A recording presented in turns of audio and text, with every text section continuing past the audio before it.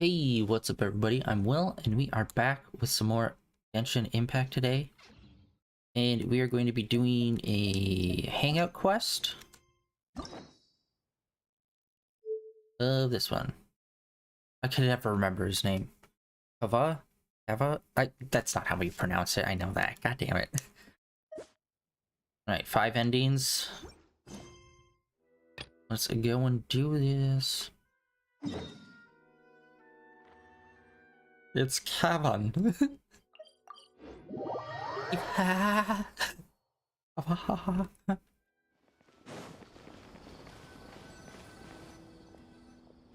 I've taken a look at your proposal.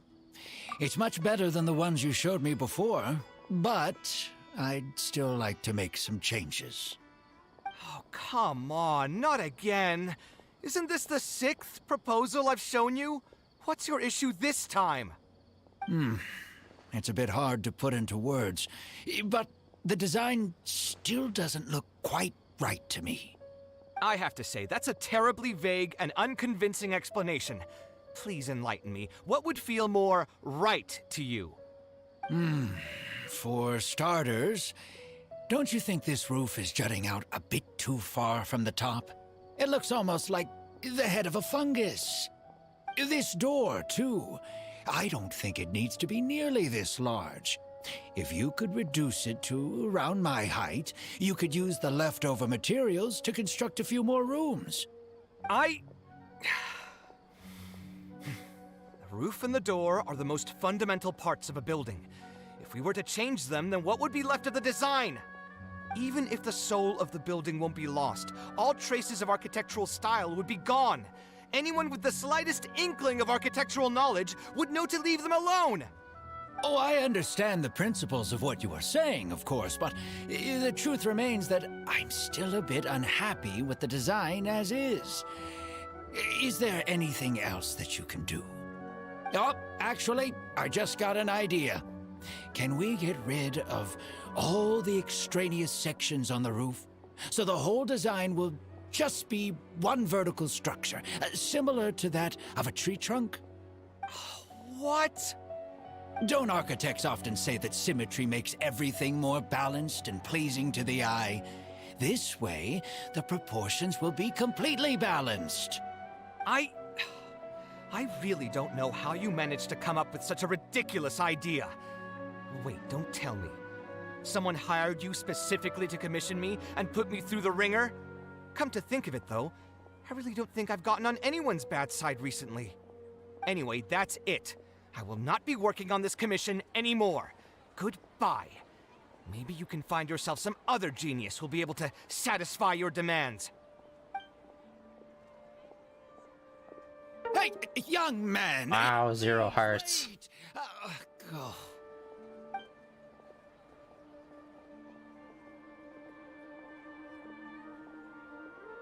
Dude, you need to put that stuff aside. You're not famous enough to be able to be like, if someone pays you specifically for your style, then it's like, no, you need to do whatever the person paying you wants. In terms of like creativity, like if the dude's paying you to build a building and he just came to you because you're an architect and not because, you know, you're the architect and he loves your style, then it's like, just design the building, dude. as long as it's not unsafe.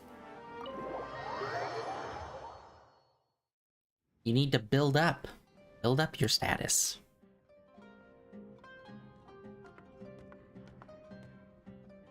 Taking this commission was truly the worst decision ever.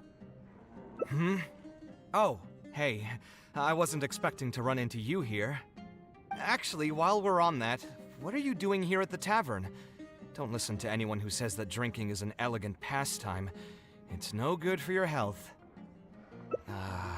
So you saw all that, did you? Ugh, I thought I was in the clear. I made sure to double check that nobody I knew was around. Anyway, thanks for looking out for me. Honestly, it wasn't that big of a deal. I'm used to it by now. Stress is just an inescapable part of being a working adult. Boss, It's a downer. I'll have a glass of wine. Same as last time. Do you want something too? I'll put it on my tab. Wine in a glass of juice, coming right up.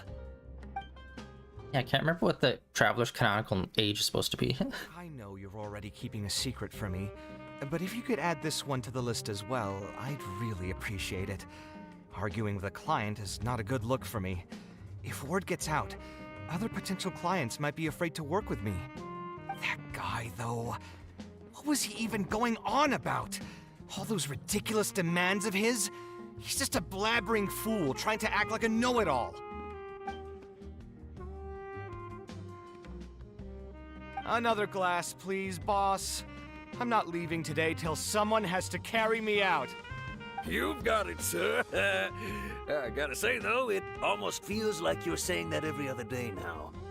It really is every other day that you'd run into a client who knows nothing about construction requirements or architectural style. If this was in the past, I'd never have gone through 6 whole drafts trying to accommodate the client's preferences. But perhaps getting used to this just means that I've grown numb to it. I've worked on so many projects since graduation, and none of them have been approved at the first pass.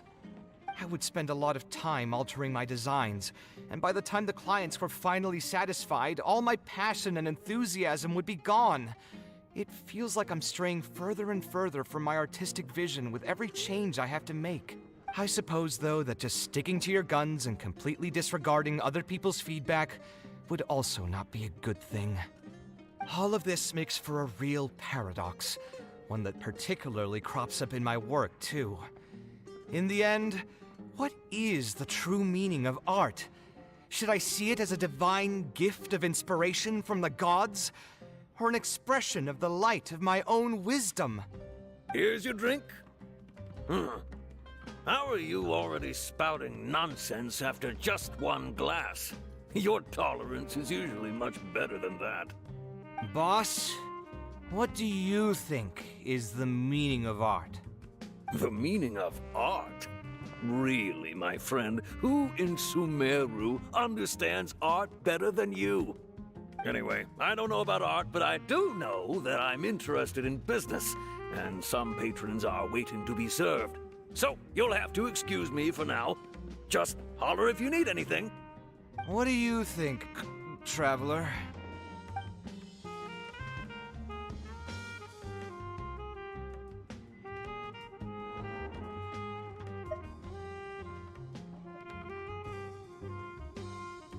Exactly. So our thoughts on the meaning of art are rather similar. In Sumeru, and especially Sumeru of the past, the arts are not a popular discussion topic. Trying to talk about the arts is basically the key to killing any conversation.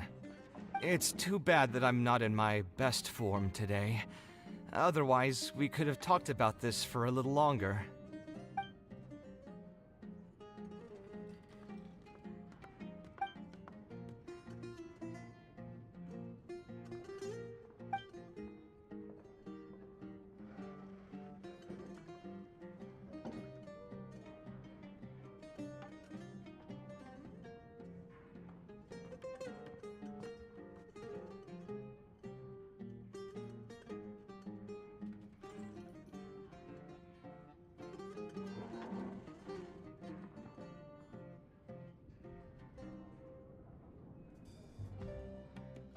Sorry, zoned out there for a second.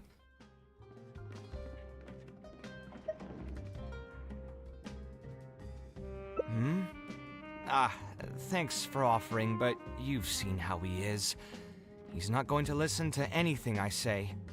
He understands nothing about my design, and all the suggestions he made were as if he just wanted to mock me.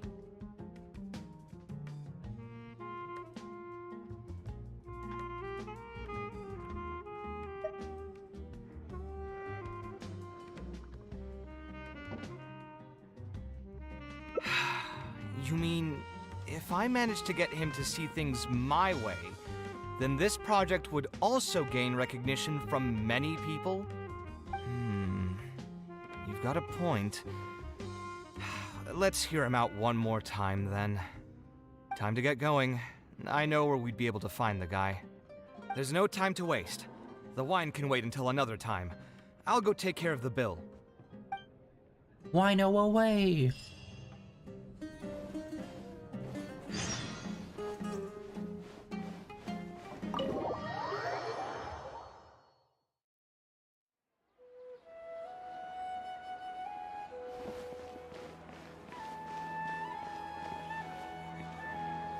Oh wow, okay, that's actually really far away.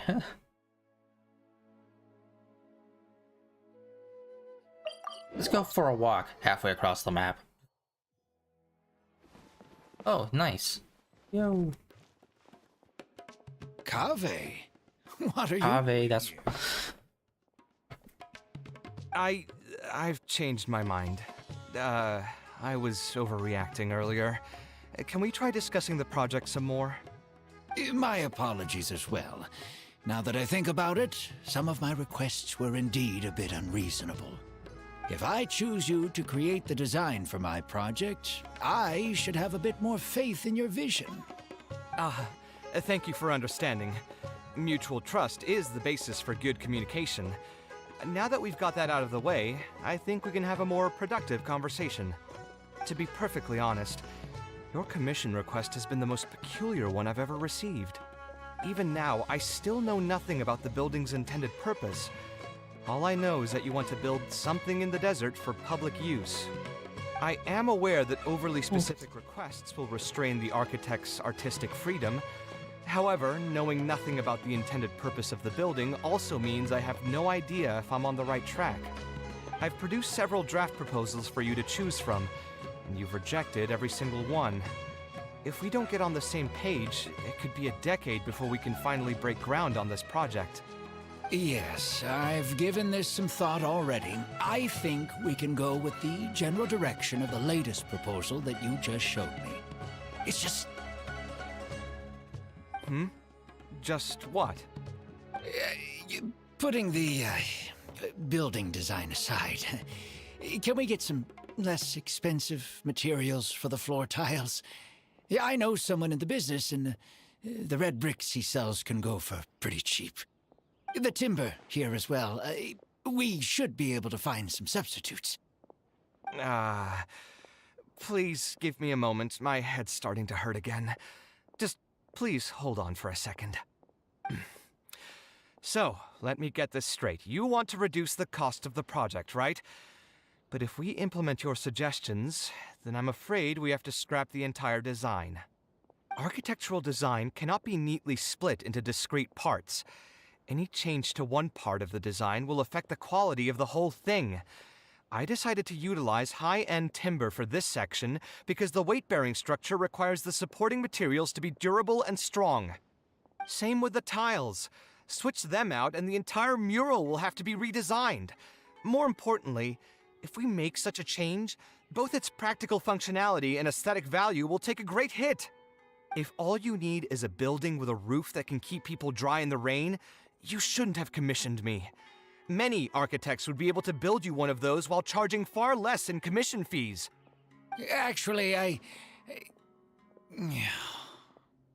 Please tell me, are you absolutely sure that there's no room for any changes in this draft of the design? I think the most important thing for me is to understand what you would actually like to get. If you could tell me more about your vision, I might be able to work with the design some more. You are the client, after all. You should have the final say on how the project turns out. I want to build something unique. Something quiet and warm inside. A refuge that can block out the world outside. I want all who enter this building to be able to temporarily forget everything that's going on outside of the building and just focus on their task at hand. That's a bit more information than last time, but it's still extremely vague. To put it another way, every rich person who wants to build a mansion for themselves would request something like this. We've gone through many proposals, and this draft is already the cheapest one. Cutting costs by substituting building materials will not only detract from the overall effect of the building, it also won't save you much more in the grand scheme of things. Thank you for giving it so much thought. Please, give me some more time to mull over the budget. I'll get back to you once I've figured out a solution. I still have a few business meetings that I must attend, so I'm afraid I'll have to leave for now. You can just leave the proposal as is. I'll get in touch once I've given it some more thought.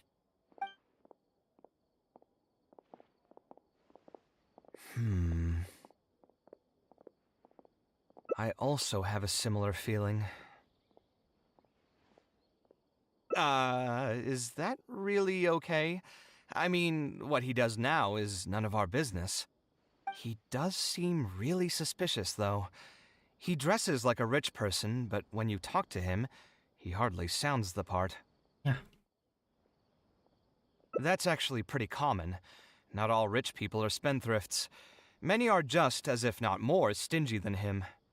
The more mora some people have, the more they love interfering with people's lives. Like constantly reminding you to pay back your debts, or hinting every other day that it's time for you to pay rent. Actually, now that I think about it, I'm not even sure this person really wants to work on this project with me. Putting his vague requests aside, he's still finding excuses to procrastinate even when we've decided on a plan. Who knows how long construction will take if he keeps delaying things like this? We should find him again and get some clearer answers. The sooner we can break ground on this, the better.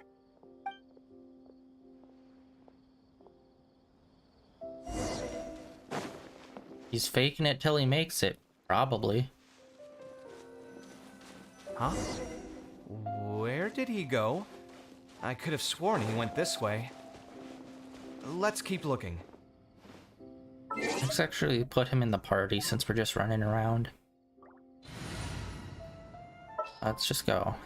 This world is full of unsolved mysteries. Ravi? Is that the client?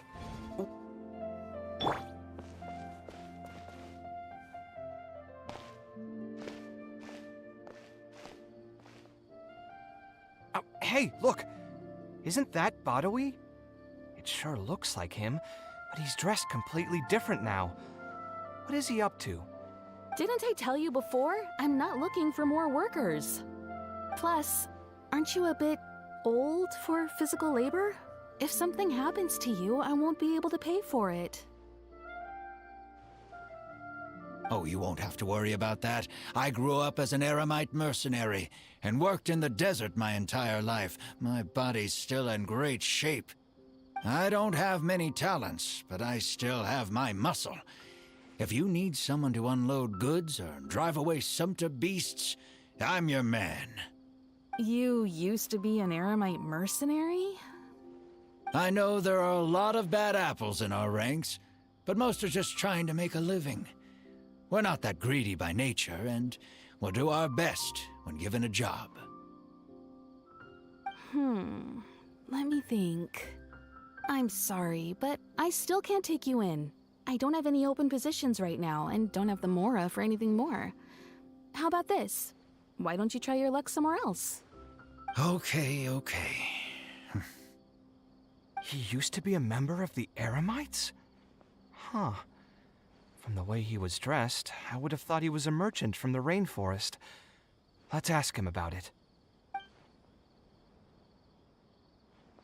Okay, hold on. I'm actually pretty curious. Let's see here. We're a few cutscenes in, so it's like, has there even been an opportunity for branching? Wow, okay, so there was already a three-way branch. Holy shit. Which, by the way, they never really used the heart system in this, for like most of these. The ability to appreciate beauty is an important virtue. Alright, what's going on here, bud? We meet again. Huh? Why are you guys here? That's what we wanted to ask you. Who are you? Why did you dress up like a merchant to talk to me about our project? There's no need for us to continue this project if you still want to keep hiding things from us. I don't work with individuals I can't trust. Believe me, I didn't have any bad intentions. It's just... All right, there's no point hiding anything anymore. The building I'm trying to commission you for is not really a personal residence for me, but rather a library for children living in the desert. A library? Funded entirely by yourself? Shouldn't this be the responsibility of the academia? I've heard that the academia will be looking to prioritize the desert with the allocation of educational resources and materials. It sent over a large shipment of regular goods just last month. You're right, and I was aware of these happenings as well. I just figured what I want to do is a separate effort from what's already being done by the academia. The desert is too vast. Even if the academia spends a lot of effort trying to disseminate knowledge in those parts, it might still take decades, if not centuries, to reduce the educational gap that already exists between the two regions. I don't know, centuries. And what's more, I don't know if the academia would ever reverse its stance in the future. All I know is that as a desert dweller, we should not wait passively for good things to happen to us. If we only did that, we'd never be able to stand up and hold our heads high. I don't have much longer left on this world, so I just want to use whatever time I have to contribute something to my homeland. I didn't want you to know that I came from the desert. I've lived in the desert my entire life, and there wasn't anyone here that I could trust. I figured I needed as much safety as I could get. To the point that you even disguised your identity? That's certainly taking playing it safe to the next level. Hold on. Don't tell me you've also been scammed before. When I first came to Sumeru City, I brought a lot of Mora, hoping to find an architect that I could work with. Someone agreed to take on the project, and even took a sum of Mora from me, but then disappeared without a trace. After that, I heard that there are a lot of untrustworthy people in this business. Some would run as soon as they've been paid, while others would deliberately use expensive materials and take a cut of the construction funding.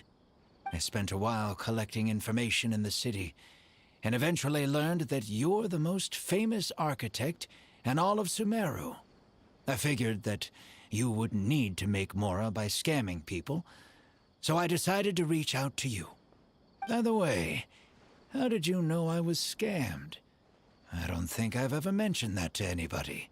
Just a hunch. A while ago, I accepted an offer to work on a project in the desert, and was also scammed out of a large sum of Mora. I ran into someone who was living in a pretty run-down house. I noticed a load-bearing wall on the verge of collapse, and suggested that I build a new house for him. He said that he had no way to pay for it, so I loaned him some of my own Mora, and told him to get some stone and timber from the local vendors. Soon after that, I found out that he had gone gambling with all the money, and lost everything, down to the last coin. And after that, he even borrowed Mora from me twice more, using a different excuse each time. I didn't even suspect him of any wrongdoing until he hired a group of mercenaries and tried to ambush me in his own house.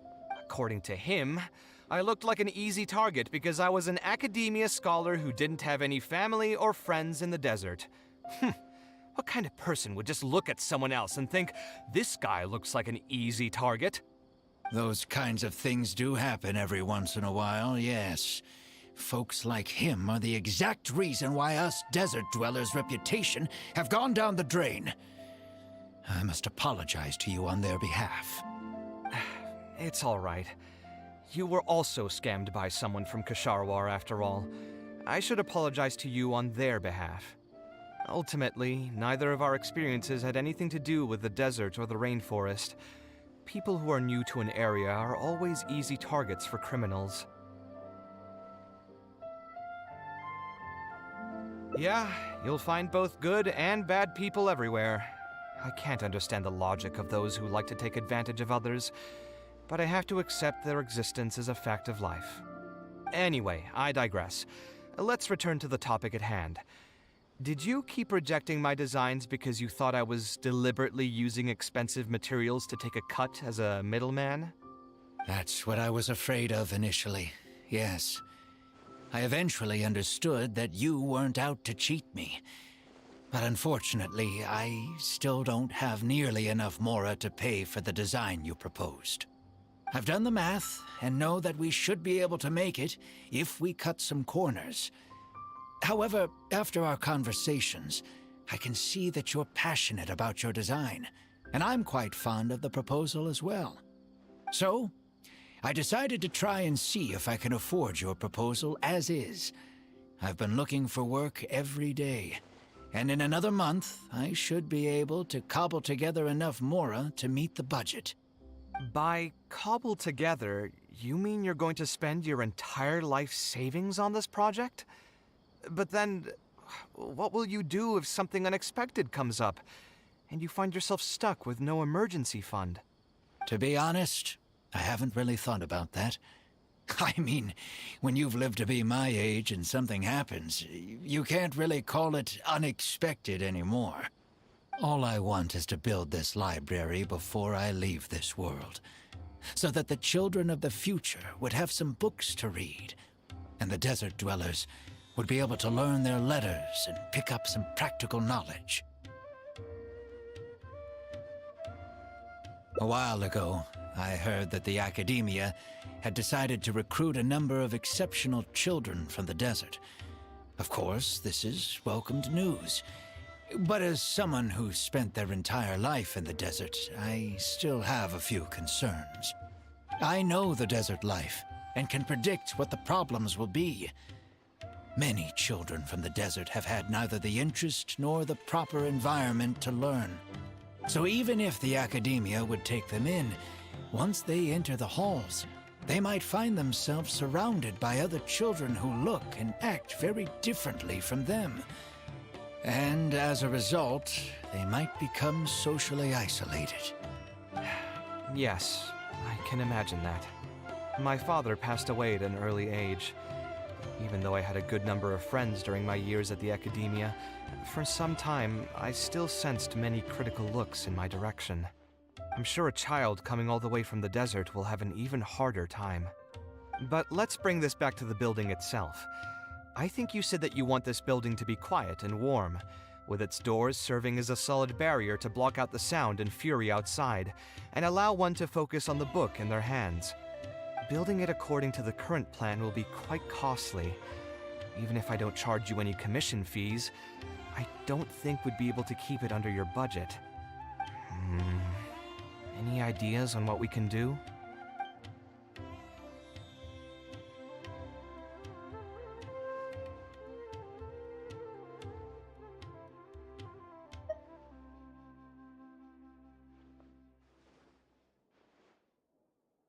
Sponsor the project?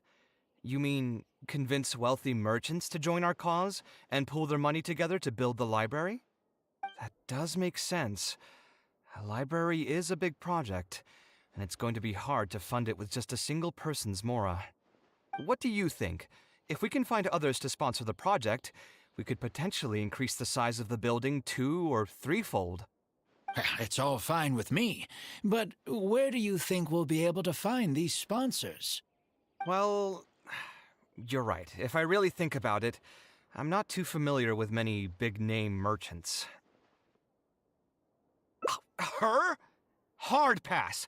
With her shrewd and greedy personality, she would never put Mora into something like this. Now there's an idea. She probably won't say no if all she'll need to do is to make some introductions instead of spending Mora. Let's go and pay her a visit.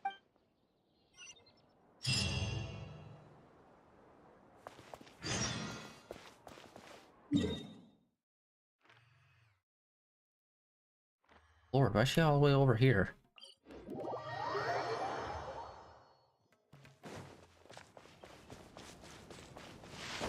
Oh wait, I did. Okay, I wasn't sure if I changed his wing color to green yet. Actually something I need to do with a bunch of Dendro people. Although with him, I don't know. I like to usually color coordinate with the outfits, not necessarily their element. But a lot of the times that's the same thing, so... I don't know, maybe I should change his wings. Although it does like really make the gem on his hip pop more. Oh, now here are some unexpected guests. What brings you to the Palace of Alcazar's Ray? When I saw Kaveh, I almost thought it must be that time of month again.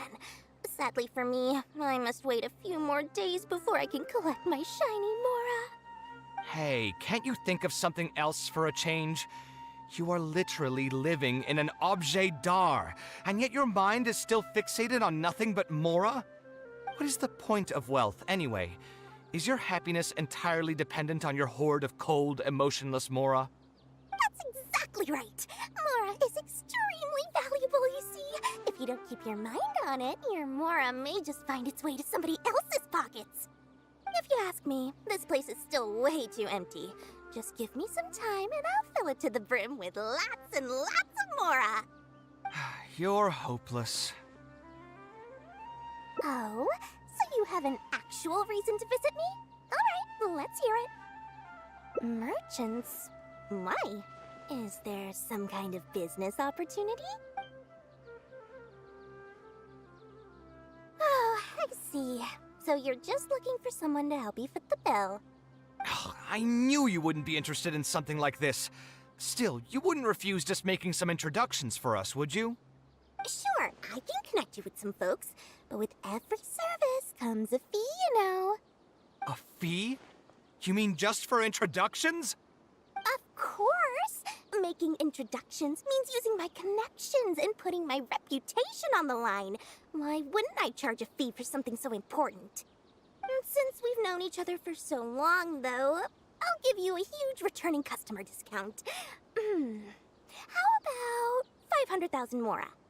500,000? I guess that's okay. But why are you charging a fee before we've even secured any funding? That just doesn't seem right. Besides, by helping us out, you'd be doing a great service to the public. Can't you take your mind off your Mora even for just 1 second and focus on something far more important?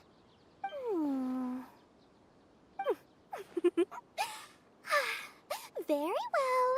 Since you're so passionate about this project, I'll help you out and waive the introduction fees. 3 of my business partners came by earlier today to discuss some things with me, and they still haven't left yet. I'll arrange a meeting for you, and just so we're clear, it'll be up to you to present your project and discuss any deals. Thank you so much. You can wait here. I'll bring them over to you. We gained a heart. Speak with the butler if there's something you need. All right. Well, we did 2 conversations. I'm assuming we're just further down the same pipeline. Let's see. I'm assuming when we were like, oh, I wonder what ways we can get money. I'm assuming that's probably going to be a branching path. So let's check and see.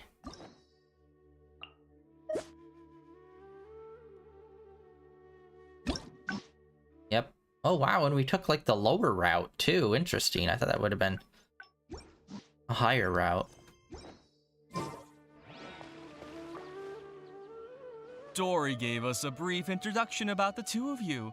You are Kaveh, the renowned architect, and you are the traveler. Practically all of Teyvat has heard of you by now. To be frank, I don't feel like there's an obvious business opportunity here, but since Dory took the time to introduce you, we can spend some time to have a conversation. So, let's hear your idea. All right, here's the situation. I've been commissioned to build a library in the desert, with the intended goal of allowing the desert dwellers to have more access to reading materials. So it's a public welfare project? Correct. Then the commission fees will likely be very low. You should be careful. I'm not too concerned about how much I'll get for the commission fees, actually. I'm fine with doing it for free. I just want to get this project rolling as soon as possible. We're just a little short on funding. So what? You can't possibly expect that we just cover the shortfall for you. Besides, what does a library in the desert have to do with us? If you want to build it yourself with your own Mora. Seems simple enough to me. Hey, there's no need to be so harsh. They are Dory's associates after all. Here, can you tell us a bit more about what we can gain from sponsoring this project?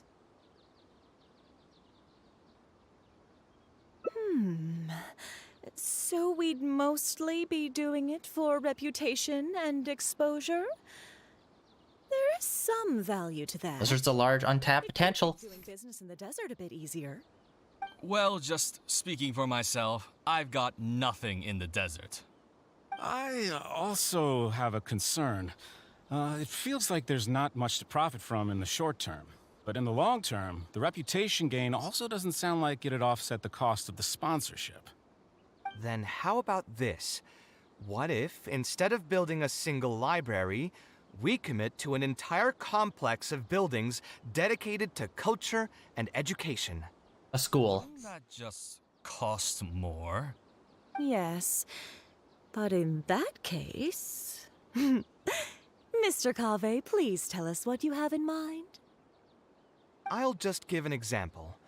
If we were to build a library and a school near Aru Village, then the desert dwellers would gradually begin to migrate towards the area.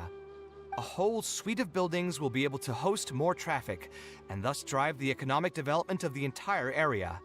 In turn, that would lead to direct business opportunities. I've been to the desert several times. Although there are still many lingering tensions between the two regions, the amount of interaction has been steadily increasing, and in the long term, the desert will only become more and more important to Sumeru. You do have a point. Education in the desert is indeed an industry that has not been tapped into. If we can be the first to place stakes in the area. And you just believe anything he tells you? Even the greenest amateurs know that urban planning will affect population flow. If you don't believe me, you can ask anyone on the street to confirm it to you. You... Yeah, you're a fucking toolbox, bro, so fuck off. How about that?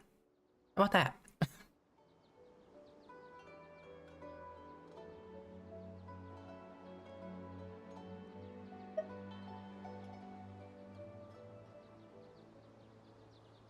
Wait, something just occurred to me. If we're going to build a library in the desert, Aru Village would obviously be the best place for it.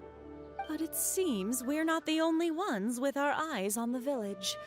I heard a rumor a while back saying a lot of land and buildings in Aru Village have already been secretly purchased by a big-name merchant. What?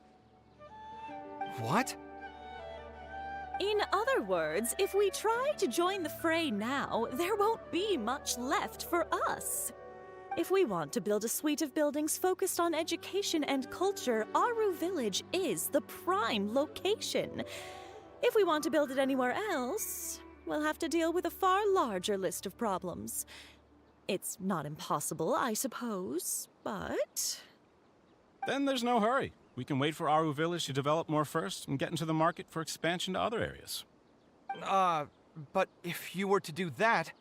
Is there nothing else to discuss? Great timing! I pretty much heard all I want to hear. If there are no other urgent matters, I'll be on my way.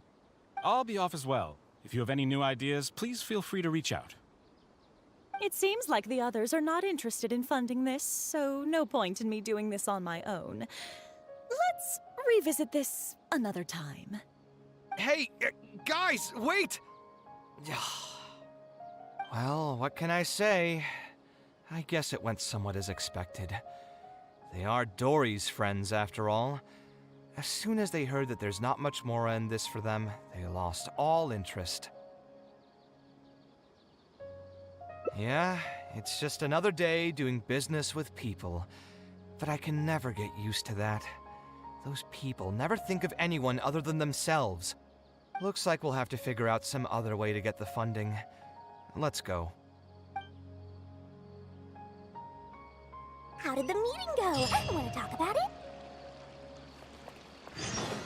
Not well. Oh, where did all that passion go from earlier, I take it you weren't able to find a sponsor for your project? Please don't tell me that you're here to mock us. What kind of person do you take me for? Would the kind and generous Lord Sakuma Bay really do such a thing? I will say, though, I more or less expected this outcome even before I introduced them to you. You can try to talk up the project all you want, but the facts will remain the same. This project is high investment with slow returns. No sane person would put their money into this. But this isn't just a business project, right? Also, if you already knew no one would want to partner with us, why did you still try to charge me 500,000 mora? You scammer! You might want to remember who your creditor is before you start talking like that, Kaveh. I'll pay back every last coin that I still owe you, but that's a completely different matter. Alright, since you're so devastated about this, I'll set you up for dinner with another big-name merchant. In fact, I'll be inviting the most famous merchant in all of Sumeru, so I'll be counting on your performance. What? Really? I would like to sincerely apologize for my attitude just now. So, where would we be meeting this merchant? Follow me. Oh, I suppose both of you can come.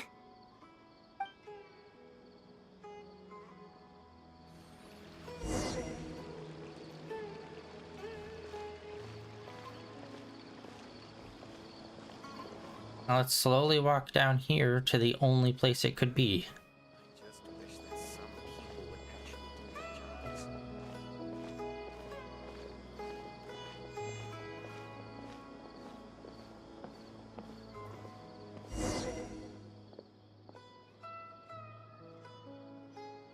This is the place. You said you're going to introduce us to the most famous merchant in Sumeru. Well, where are they? You still don't get it. It's her. The most famous merchant in Sumeru. Huh? So you met yourself all along? Then why did you bring us here? Well, I've given it some thought, and that complex of education and culture buildings that you mentioned does hold some promise. It'll be a pretty big Mora sink, and I'll have to fund it all on my own, but that's not really a problem for me. Seriously? Where's this generosity coming from so suddenly? Are you trying to scam me again? The reasons are not important. What's important is that I'm willing to help you. However, you know just as well as me that once this project actually breaks ground, it'll start sucking Mora from my pockets like crazy. So, to cut costs... I get it, I get it. I won't charge any commission fees, and I'll take responsibility for the entire project. Splendid! Then let's sign the contract right away.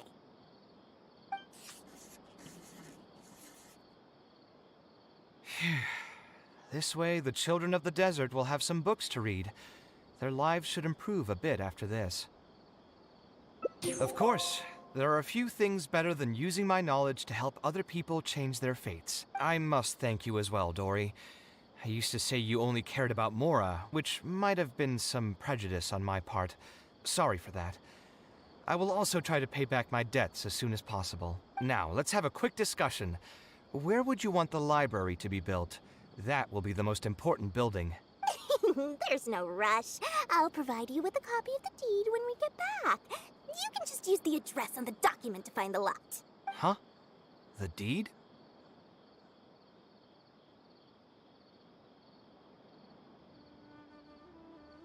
So hold on a sec. The person who has been buying up everything around Aru Village was you all along? Oh my, did I not tell you about that? Yep, yours truly has been buying up all the land. I must thank you for bringing your ideas to me. Before our conversation, I had no idea what to build on all those lots. So, from my perspective, this has been a great turn of events. I didn't put much in and easily got a lot in return. But what about my commission fees? Huh? Didn't you waive those yourself? I was just gonna say that to cut costs. We mustn't procrastinate and should start construction as soon as possible. But before I could finish my sentence, you volunteered to waive your commission fees and even promised to take responsibility for the whole project from start to finish. I am so touched, really. It's obvious that you used every trick in the book to deceive me. You deliberately paused for a long time while talking about the project and kept glancing at me with that menacing look in your eyes. Huh? You really think so? Well, the contract's already been signed, so there's no point in dwelling on the details. You know what? I'll pay for tonight's dinner. Fine, I'll drop the argument on the commission fees. But since you said you're paying for dinner, I'm going to order the best dishes and booze this place has to offer, and lots of it. Tonight, we're feasting until I've recouped my full commission fees. 3 hours later, they're just throwing up over the railing. We ate too much. Alright, we got one. See where the rest of these go. The other two look like they take drastically different routes, and there's nothing else that diverges from this point. Alright, so I'm assuming this will be getting different ways of investment.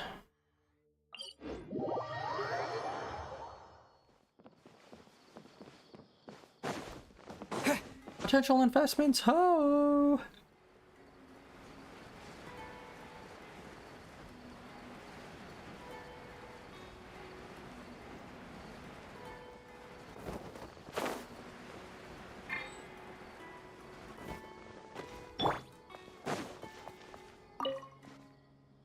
We meet again.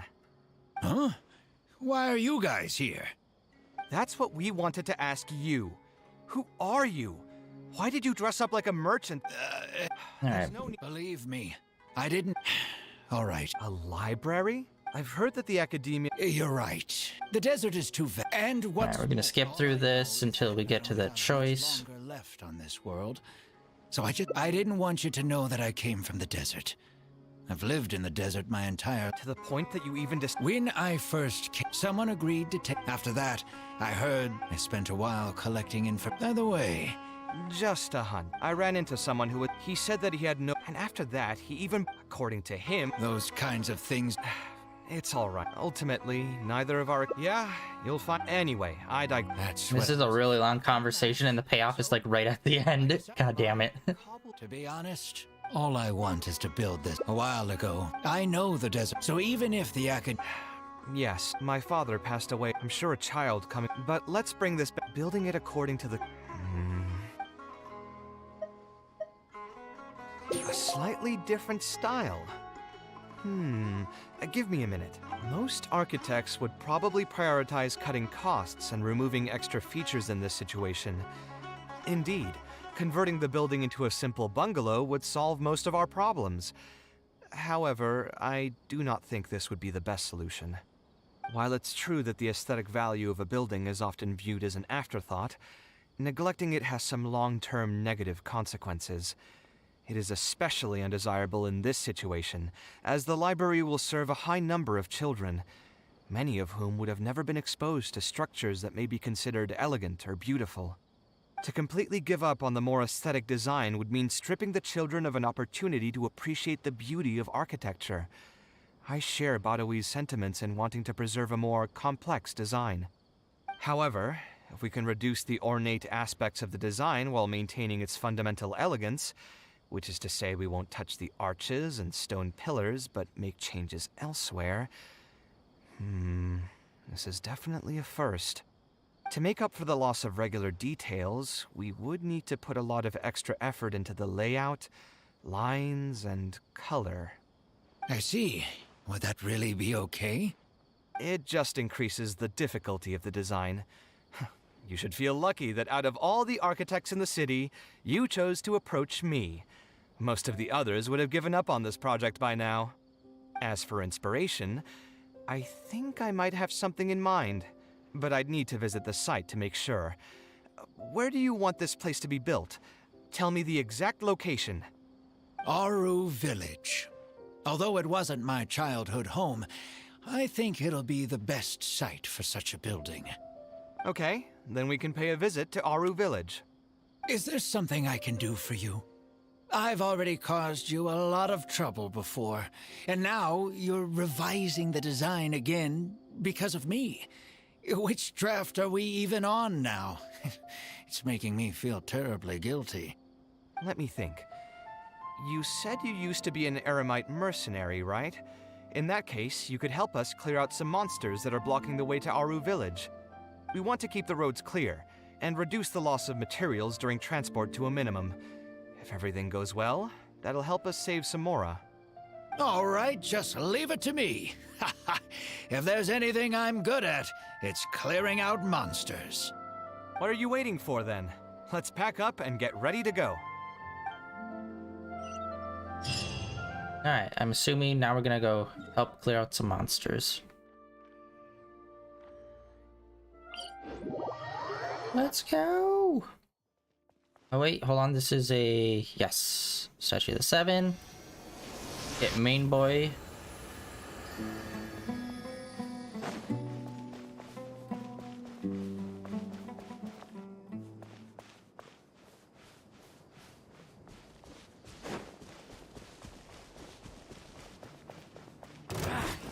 Feeling lucky today?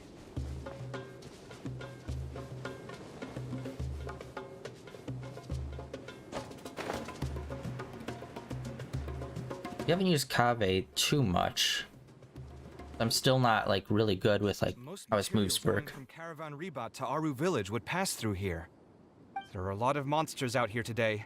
If you find it hard to keep up, just let us know. Oh, don't worry about me. This is nothing. I'll be careful, though, and you should do the same. Huh.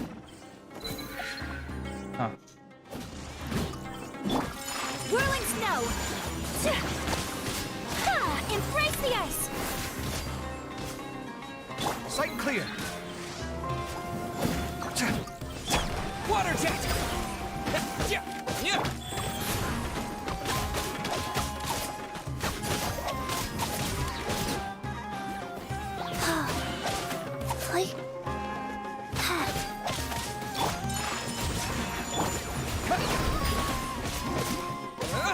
Sacred name, Fortune Preserver. Come at me!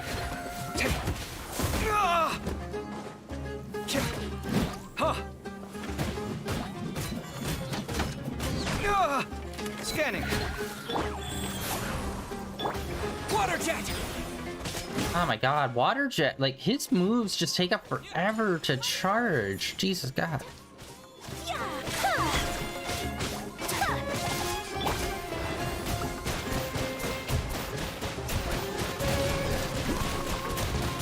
Water jet! There we go. Maybe that's why I need to hold it instead of just do a quick pop off.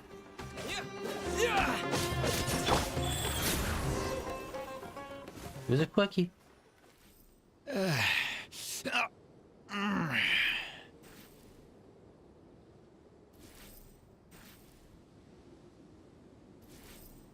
I'm fine.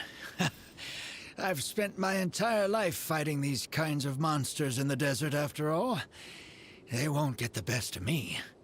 But it's one thing to fight against monsters, and another to fight against an old injury.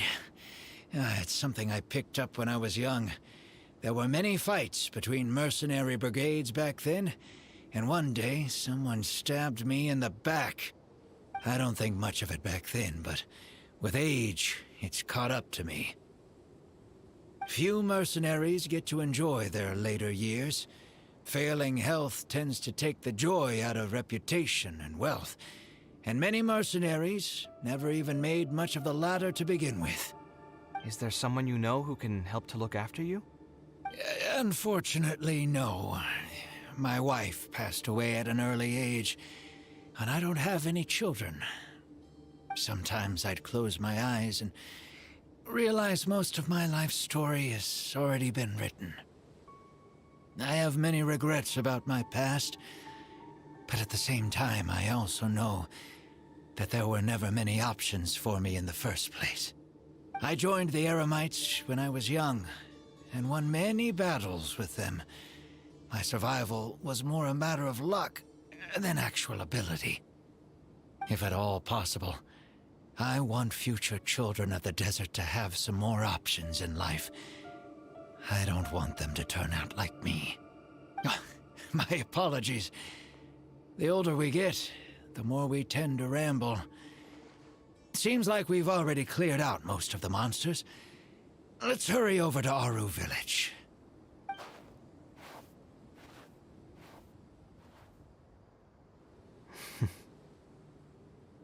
think it's really admirable of him to spend his whole life savings on people he's never met. Maybe he's doing this out of natural kindness, a kindness that hasn't been eroded away by the struggles of his life.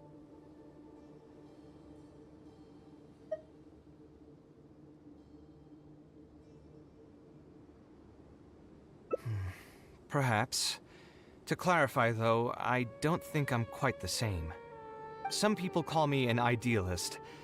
I do have some sentiments of that general persuasion, such as wanting everyone to be able to lead a happy life. But my situation is more complex than that. In the beginning, what drove me to harbor those thoughts was less idealism and more a desire to make up for a sense of guilt. When I was young, I impulsively encouraged my father to take part in the first Inter-Darshan Championship hosted by the Academia. He set off confidently hoping to win something for me, but failed to clinch the title. What's more, he fell into depression after the competition and requested to join an investigative research project in the desert. I never saw him again.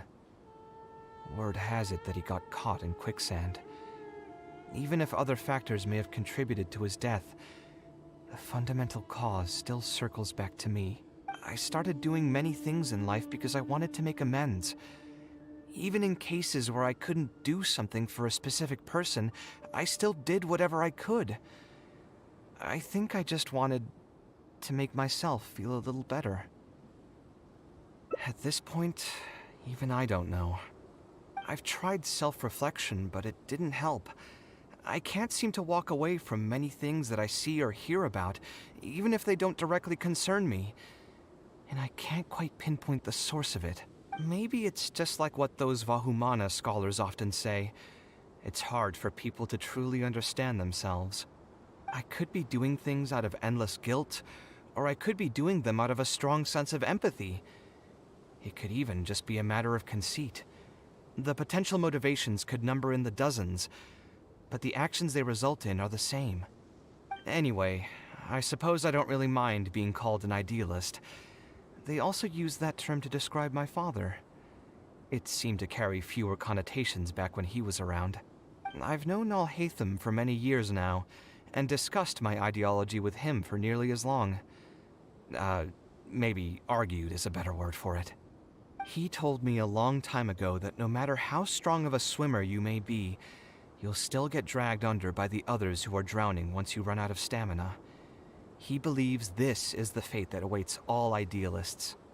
I still believe I should live by my ideals, and I've given him countless reasons why I think it's a good idea to do so.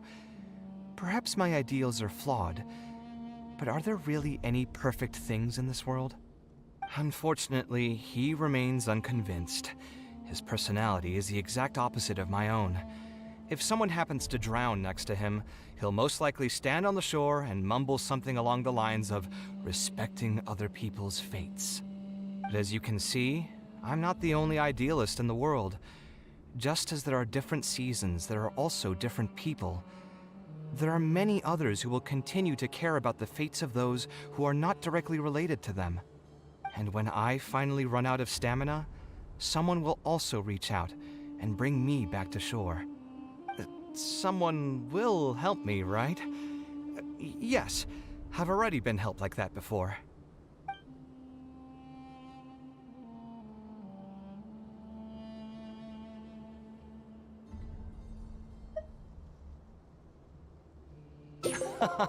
But you've helped me plenty already. If you didn't reach out to me, I would probably be passed out on the tavern table right now instead of talking with Badawi. Either way, I'm feeling much better than when you first found me at the tavern. I can feel inspiration already welling up inside of me. Maybe this will be just the opportunity I needed to create a whole new style. All right, let's head to Aru Village.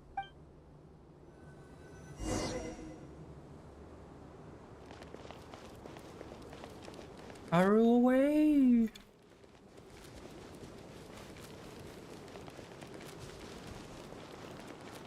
Oh, I'm an idiot. I went through the wrong exit. Went through that one earlier. Ah. Faster? Okay, faster. When in Aru Village, please respect local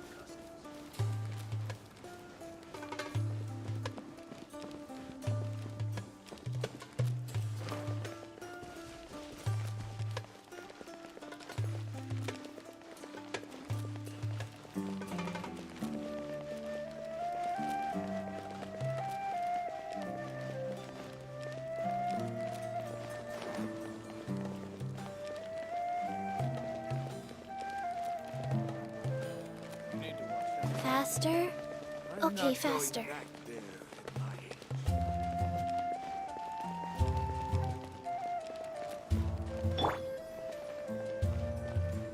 Alright, what do we got going on? Now that we're here, it's my partner's time to shine.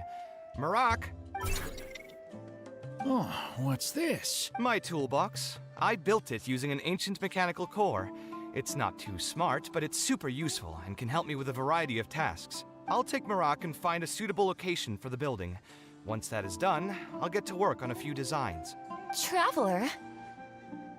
Ah, you know each other? Hello. I suppose you must be Kaveh from Kasharawar. I've heard of you before. My name is Sataria, and I'm currently the person in charge of promoting educational assistance programs here in the desert. Educational assistance programs. Then you must be familiar with the local conditions here. I can't say I'm too familiar just yet, but if you have any questions, I'll try my best to answer them. I've been commissioned by Mr. Badawi to build a library in the desert. We've settled on the general design direction, but we are trying to finalize some details based on the conditions around the intended location. A library?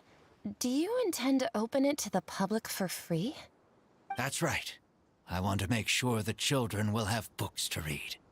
That's fantastic! I'm sure the children will be thrilled. Right now, we don't have access to many paper books or a quiet place to read. Truth be told, this very thing has been keeping me up at night. Let me get straight to my questions then. Can you estimate the number of children around here who'd be interested in reading?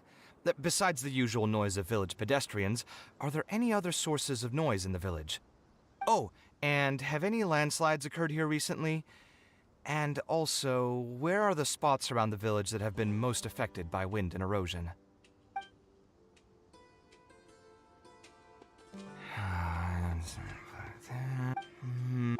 All right, that should be everything. Badawi, let's go over the budget again. We'll keep the building structure the same, but make the place a little bigger, so it'll be able to hold more people and get better natural light. Alright, best ending. Parts of the project that cost the most will be the insulation and ventilation materials. I'm sure you understand. No one likes to read in a place that's hot and stuffy. See, I wish they used the heart system more in these. That way you could tell, like, oh, well, this is like the best ending. This one's okay. I don't think we ever really get too many endings that are just like, oh, this is a bad ending. But I wish they did. I wish they did do that.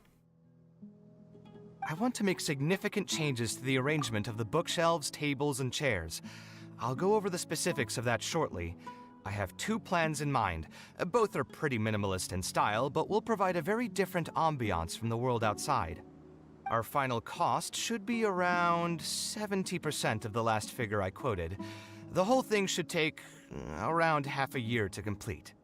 Marak has produced a sketch for all of you to see.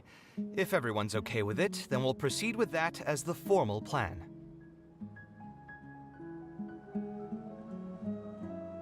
The inspiration just came to me naturally. All I did was put thoughts to paper. I must give you credit, though. If it weren't for your advice and suggestions, I probably wouldn't have landed on this new style so quickly. According to the traditions of my profession, I should probably name this style after you. Let's call it the Traveler style. In the meantime, let's look forward to the day when this building is completed and can finally open its doors. Yay! Right. So, 2 paths down, 3 to go. And we already know the other 2 paths are going to take a while to get through as well, since they all happened right at the beginning. All right, let's see. I wonder what vastly different paths we end up taking. That one seems like the canonical, like, good path. So let's see where the other ones lead us.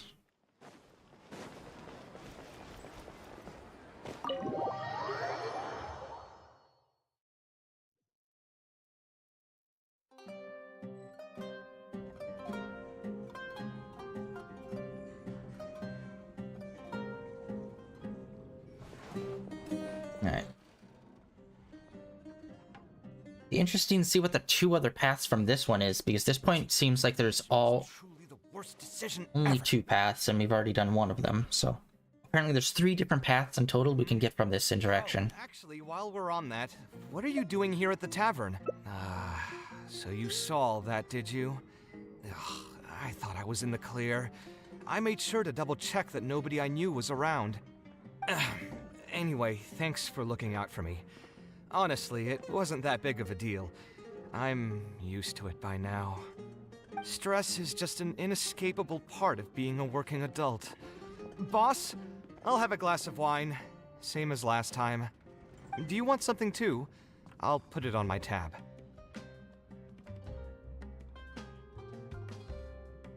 Wine in a glass of juice. I know you're already keeping a secret from me. That guy, though.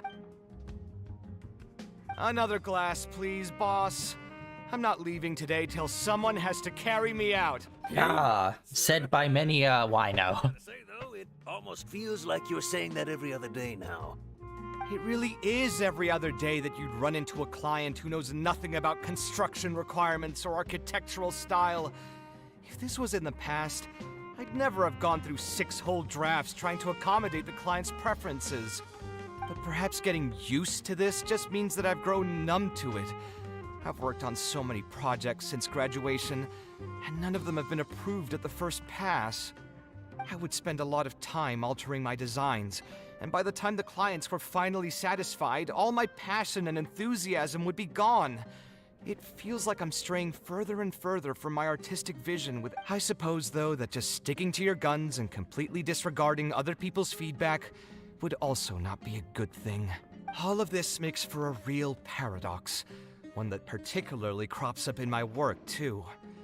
In the end, what is the true meaning of art? Should I see it as a divine gift of inspiration from the gods, or an expression of the light of my own wisdom? Here's your drink. How are you already spouting nonsense after just one glass? Your tolerance is usually much better than that. Boss, what do you think is the meaning of art? The meaning of art?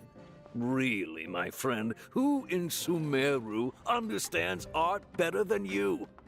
Anyway, I don't know about art, but I do know that I'm interested in business, and some patrons are waiting to be served. So, you'll have to excuse me for now. Just holler if you need anything. What do you think, traveler? Okay, so maybe this is the big branch. Yes, art shouldn't be self-indulgent entertainment saved for the elite. Let's say that I built a house for someone. If they don't like how it looks, then no matter how brilliant it may appear to me, they won't be happy with it. The problem is that it can be very difficult to get validated by others. I could compromise my personal standards to accommodate my clients, but often that just means creating a final product that I would struggle to look at.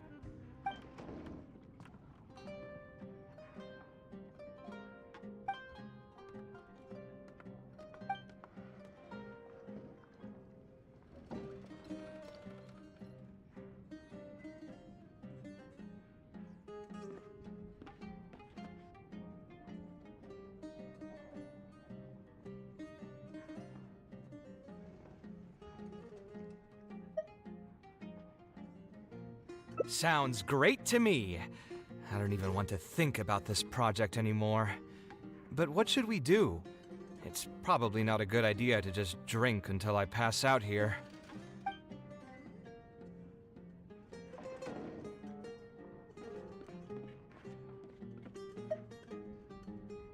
Huh? Where did that come from? I mean, it's not like it's some kind of secret. You probably already know some bits and pieces of my past.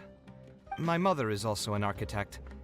I've always adored her drawings, and when I was young, I used to sit next to her and watch her bring all kinds of buildings to life on paper. You could say my interest in architecture just naturally grew with time. Perhaps. In fact, I have also seen my mother argue with her clients. but she would always quickly find the motivation to return to her work. Unfortunately, I've barely had any contact with her since she remarried and moved abroad. Even if I wanted to ask her about her ability to stay positive after an argument, it would seem rude to barge into her life again over something as trivial as that. I did remember something else, though. When my mother left, she only carried some small personal luggage with her. She left most of the belongings in the house to me. At the time, she even told me that it would be great if I could learn a few lessons from her life experiences, so my life and career could go a little more smoothly. I hadn't quite come to grips with my emotions, and didn't really have it in me to go through any sentimental items, so I just packed anything with memories away in a box and haven't reopened it since. It's been a really long time. Now that so many years have passed, maybe I have finally developed the maturity I need to face those memories without losing my mind. Yeah, I should dig it out and take a look. Sorry, I've had too much to drink and wasn't thinking clearly. You're right.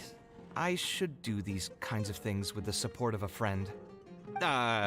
Speaking of that, I can call you a friend now, right? Either way, thanks for reminding me that I can invite you to come along. Had I just gone back by myself, it would have looked like I'm deliberately trying to keep things from you. Ugh, thinking too hard about the words is giving me a headache, so I'll just give it to you straight. Thanks to your advice, I have decided to put my current projects on pause for now, and spend some time trying to rekindle the passion for my craft. If you want to stick around and see how this will turn out, you'll be sure to encounter some bits and pieces of my past. Do you think you'd find that too boring? All right, then let's head back together. I mean, you already know where I live. Who knew that the day would come when I too would have some friends over? Let me see. I should have tidied up the place before I left the house this morning. Hatham shouldn't be home now either. He's usually in the records room at this time of the day. Anyway, there's no more time for drinks. I'll go take care of the bill.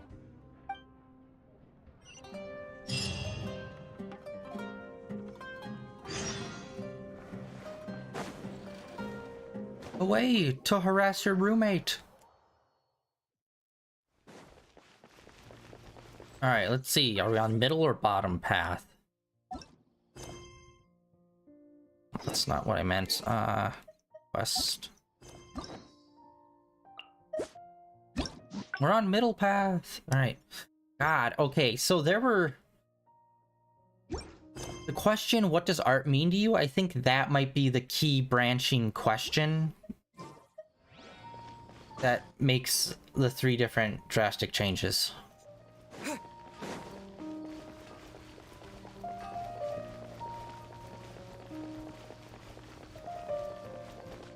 I wish once you were within city limits, your stamina bar just kind of like went away. You could just infinite run. Kind of like in Tears of the Kingdom, when you have like your little spirit buddies with you, they disappear and they don't show up within city limits because the rules are slightly different in there.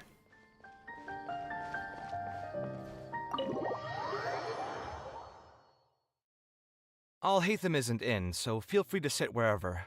I'll bring out the box. Guess who's getting a new roommate? Goodbye.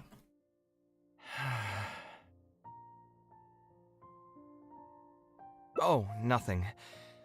I just didn't realize how much time had passed.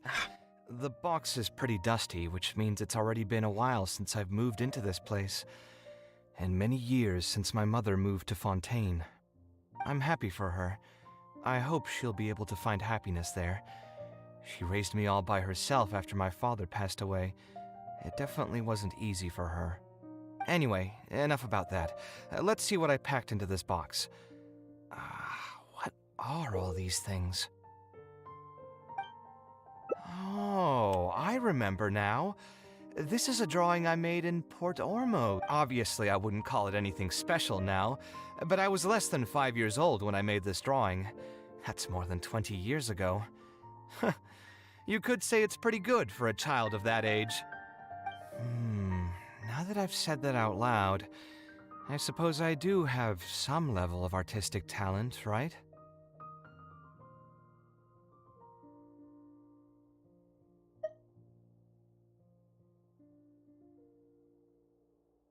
Criticism and self-doubt have always been a part of the artistic process. Without criticism, there can be no improvement. It's normal for me to question my abilities from time to time. I admit that I may have spent a little too long questioning myself this time around, but as you know, the heart tends to dwell on whatever it pleases. Anyway, never mind. The more I talk about it, the less confident I feel. Let's see what else we have in the box. Ah, my building blocks! It's been years since I've last seen these. When I was a kid, I used to stack them super high, and could even stabilize the tower to keep it from tumbling over. Oh, and this blueprint. I made it by copying my mother's sketch, and the aspect ratio was horrendous. It's still technically the first blueprint I made myself, though. I was super proud of myself when I finished it, and put it in the same pile as my mother's sketches, hoping she'd notice and compliment me for my good work. Unfortunately, my mother didn't realize that I had put it there. When she had a meeting with a client the next day, she handed my blueprint to him by mistake. The client was completely confused by this new blueprint, but apparently he felt too tongue-tied to question such a famous architect.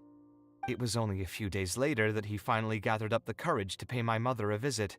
He asked, "The door in this blueprint is even taller than the roof. Is this supposed to be part of the design?" My mother took me with her to personally apologize to the client several times. She didn't scold me about it in private, though. Instead, she went over all the steps required to draw a good blueprint, and was very patient throughout the whole process. I still remember it like it was yesterday. Let's see, is there anything else left in this box? Huh. What was this again?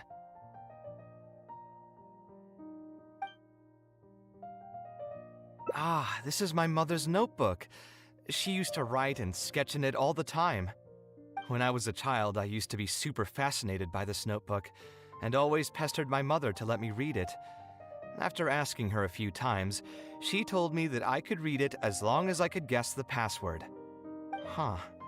Wonder why she didn't take this notebook with her. Did she leave it to me on purpose? If only I could. I never managed to guess the password.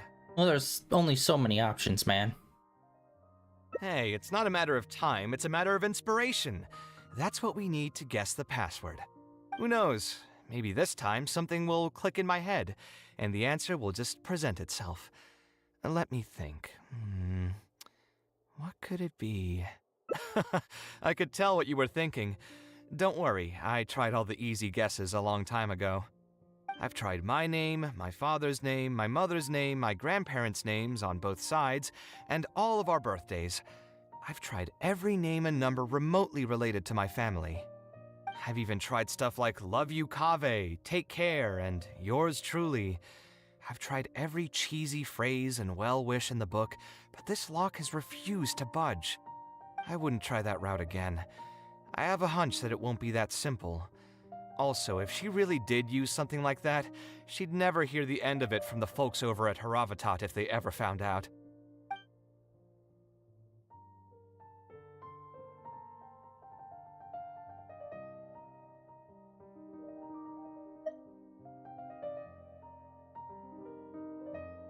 So we could find someone who was close to my mother and see if they might know anything?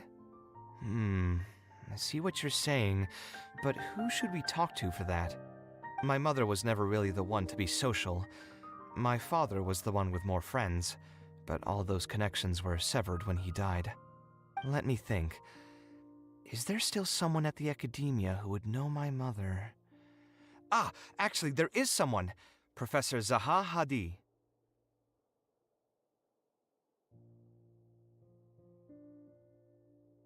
Huh. You've never really heard of her?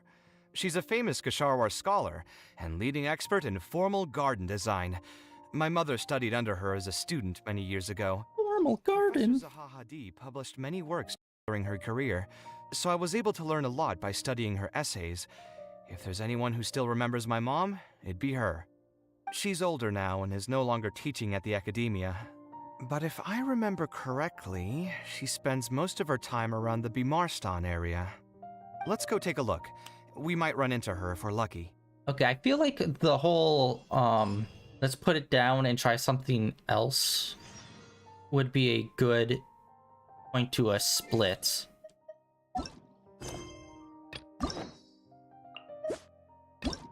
Ah, it was. Okay.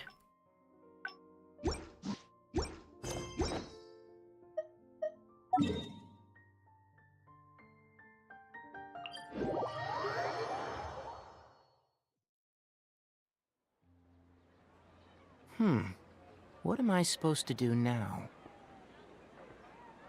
Forget it. I'll just head back. Tainari, what are you doing here? Oh, it's you. Good to finally see you again. I came into the city to buy some experiment reagents, hoping to bring them back with me to Gandharvaville. But as soon as I got here, I noticed someone banging on Cyrus's door. You've all heard of Cyrus, right? He's an ex-sage and Sino's adoptive father. What? I did not. Thinking about going over to ask what's happening. That granny over there may appear old and frail, but her vocal cords certainly sound loud and healthy as ever. Granny? Yeah, she's just over there. You can go check out the situation yourselves in a moment. Kaveh, were you at the tavern? I had a quick drink or two. Can you still smell the alcohol? Drinking in broad daylight. Really? You want to pass out by the road and get run over by a sumpter beast like some mindless fungus, huh? And you, traveler? You didn't try to stop him?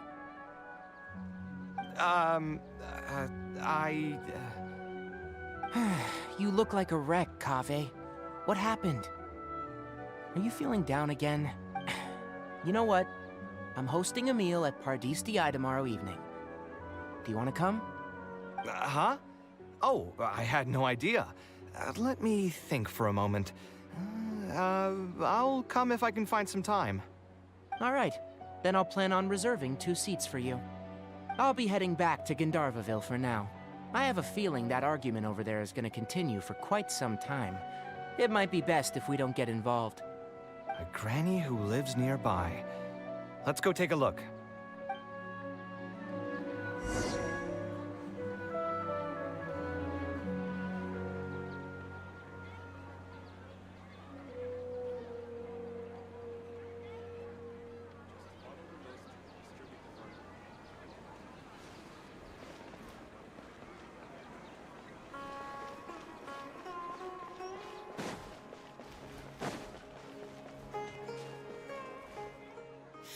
So, plan on keeping yourself locked in there, huh? Fine by me. If you're not going to come out, then I'm not going to leave. My tomato was growing so well, it had all the potential to become the best tomato this year, and you cut it straight from the vine. I already told you I had nothing to do with it. Why would I take a tomato that's still weeks from ripening? You'd have to be awfully green as an investigator to think it was me. You see, the word green here can refer to both the color of the tomato and the fact that your skills could use some. Enough nonsense! Just come out and face me, you coward! You're out of your mind. If I've actually done something wrong, then get a mantra and pull me out by force, why don't ya? Oh, why you? Professor Zahahadi? And who are you? Oh, Kaveh. Fancy seeing you here. How long has it been? Come on, get over here and let the professor take a good look at you. Not bad, not bad. You've grown taller again. Professor, what's going on here? It's no big deal, really. A few of us old scholars got bored in our retirement and decided to put together a vegetable growing competition. At the end, whoever loses will have to go up on stage and do a performance for the winners. Which brings us to our current predicament. My tomato was sure to win until a certain someone decided they couldn't bear to lose. Hey, don't try to defame me in front of the kids. If we're airing out each other's dirty laundry now, then why don't we talk about you sneaking into Janot's garden the other night? Ahem! Lucky for you, seeing these youngsters come to pay their respects today has put me in a better mood. I'll let you off the hook. For now. Come on, let's go. We'll take our conversation elsewhere. He doesn't need to be a part of it. Yes, of course.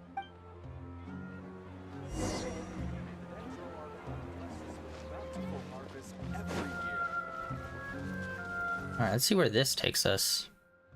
Is Faranak still doing well? Yes, as far as I know. She left for Fontaine some time ago and started a new life for herself. She's still doing work related to architecture, though. I don't think we've ran into her yet. I did hear about that. Did that upset you at all? No, not at all. She's already sacrificed a lot raising me as a single mother. That's good to hear. Your mother did struggle quite a bit those few years. It's probably a good thing that she found a new place to call home. Sometimes I wonder if things were harder for her because she was so beautiful. People were always drawn to her beauty first, only to realize she had a sensitive and vulnerable heart underneath. She was still quite young when she first joined my class as a student. Beautiful and radiant with her golden hair, yet quiet and single-minded. She seemed like a lass from some aristocratic house who was seeing the outside world for the first time. She had to make a lot of drastic changes in her life to raise you on her own. Even during her time in the academia, she was a thorough perfectionist. If she was unsatisfied with something she had made, she'd insist on redoing it, even if I was perfectly happy with it. She had many admirers, and they'd always fill up the first few rows of seats, hoping they could get closer to her sitting in the first row. If it were any of my other classes, you'd have found nobody sitting in the front. But every time I saw her, she was always in that same rigid pose. She'd have one hand on her forehead with the other clutching her pencil. Her eyebrows would be knitted in a frown as she concentrated on the blueprint in front of her. I'm sure she had many difficult moments in her life. How did she cope with the stress? I'm not too sure. She never talked about such things with me. She rarely opened up to other people, you know. I do remember one time, though, when she got into a heated argument with a friend. She said something I found very memorable. She said, "True art cannot be understood, but as an artist, I wish some people could understand its meaning and value." If you ask me, that's probably the greatest source of pain for geniuses of their craft. It's extremely hard for them to find someone who can truly understand their ideas. So that's how it is. I wonder if the password could be... I tried both just now. Seems those aren't it. Dang it. What are you trying to do? My mother left her notebook to me, but it has a password and I haven't figured out what it is yet. I'm trying to learn more about her so I'd have a better chance at cracking the code. Thank you for all that you told us. It's the least I can do. Talking to youngsters like yourself makes me feel younger too. Honestly, looking at you now, I can see how much you resemble her. It's almost as if she's standing right in front of me again. I wonder if we go to Fontaine and look around the main city if we'll find her. Your personalities are quite alike, too. You're both stubborn and both a little awkward. Of course, I'm sure the similarities are mostly superficial. But so long as you continue to harbor those traits, you'll find a lot of difficulties in your work. Yeah, we've only ran into... Oh no, Lenny's blonde. Only one blonde woman so far in Fontaine. And she is definitely not his mother. I've taught a lot of students over my career, and in my experience, very few genius architects of Ksharawar ever found happiness for themselves.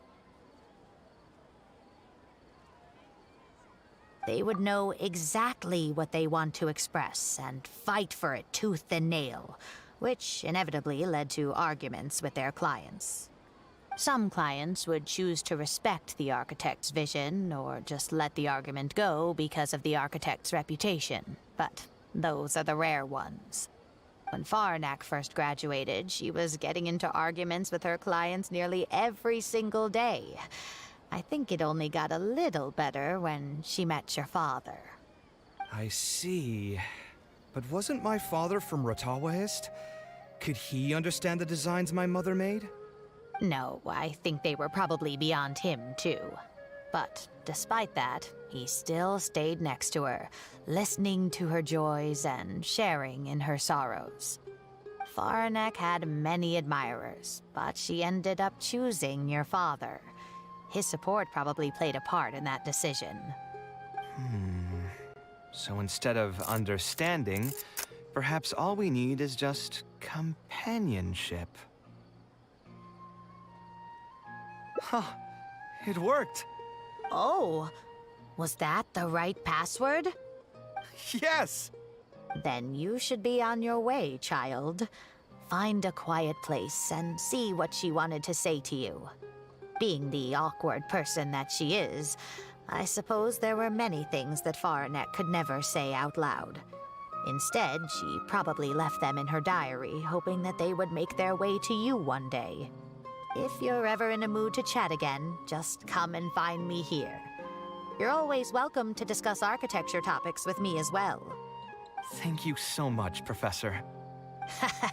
There's no need to be so formal. I'll let you kids go.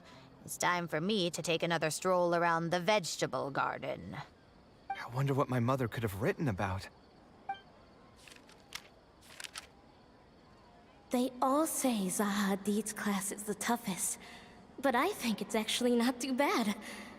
On the other hand, though, structural mechanics is definitely a pain, no matter how you try to approach it. I doubled down and managed to get through it in the end. I met someone special. At first, I didn't think much of him, but now, I feel very happy whenever I get to spend time with him. We decided to name our son Kaveh. I don't think a younger me would have ever imagined forming such an intimate bond with another person. Back then, I lived only in the shadow of myself, as well as that of the dream in my heart. The bad news came. And even though it's been several days now, I still can't bring myself to come to terms with what happened. My eyes are so swollen, it's hard to see. What if they're all lying to me? And this is just a long, cruel dream. But I have to face reality. I still have someone to take care of. No matter what happens, I'll do my best to raise my son on my own. Huh? Is this a drawing? Seems like it was done by my mother. This blonde man was probably my father, but who are the other people in the picture? Huh? Why do a few of them look somewhat familiar? From the dates in the notebook, she probably drew this more than 30 years ago. I hadn't even been born yet. Maybe we were thinking too much. Oh, there are a few lines written in the diary about this as well. The one who invited us to the gathering is a talkative woman. Including us, 3 couples showed up. There was also a person who came alone. The talkative woman introduced everyone to each other. She spoke really quickly, so I couldn't quite catch everything she said. But I also didn't feel like asking her to repeat herself. My husband seems to be friends with the man with long ears.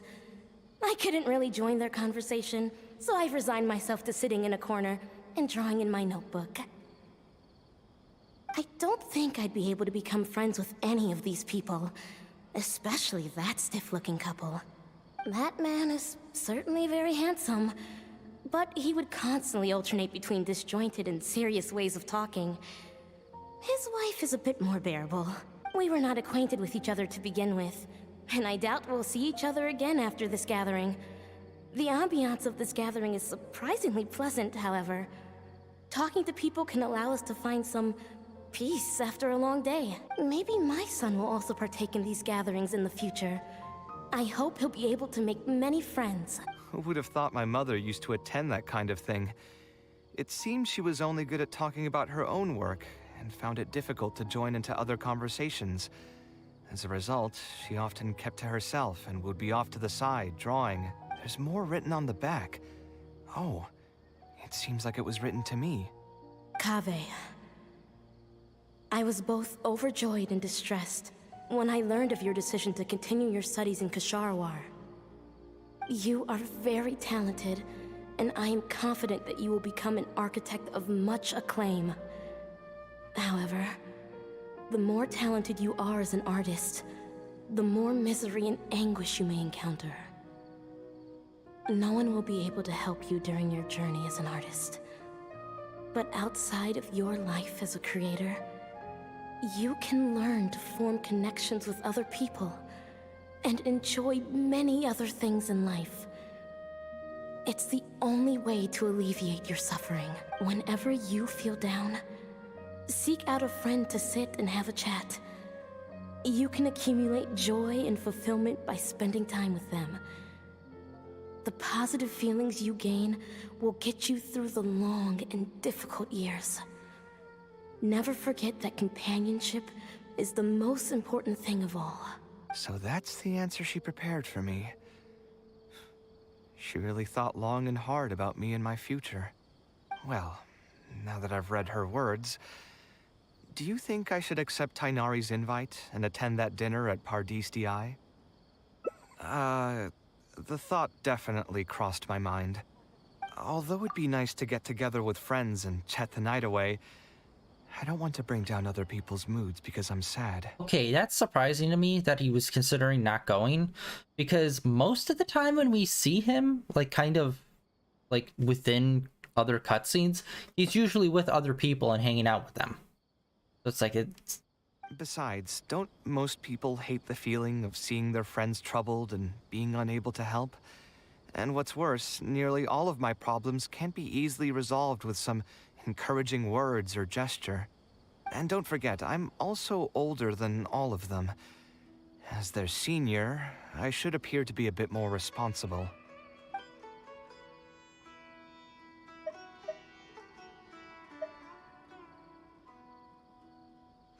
You're not wrong, but I keep feeling like I haven't really helped them much in return. Wait, do you mean it? You're not making fun of me, are you? I've gotten so used to sarcasm that I can't tell what's genuinely a compliment anymore. Wait, by fun, did you mean... You know what? I'm not going to overthink it. I'll see you tomorrow at Pardis Di.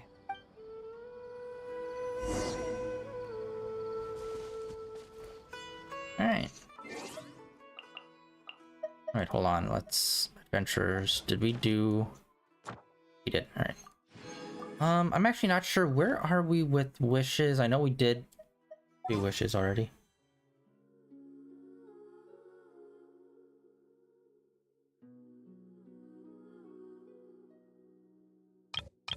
Okay, yeah, I already got a bunch of these. Rip it and rip it. Let's do this. We already got a 5-star, so we're like nowhere near being able to pull another one. So let's just see what we get. Yep. No fucking way. We got another 5-star already. Holy shit. We just pulled a 5-star and we're already getting another one.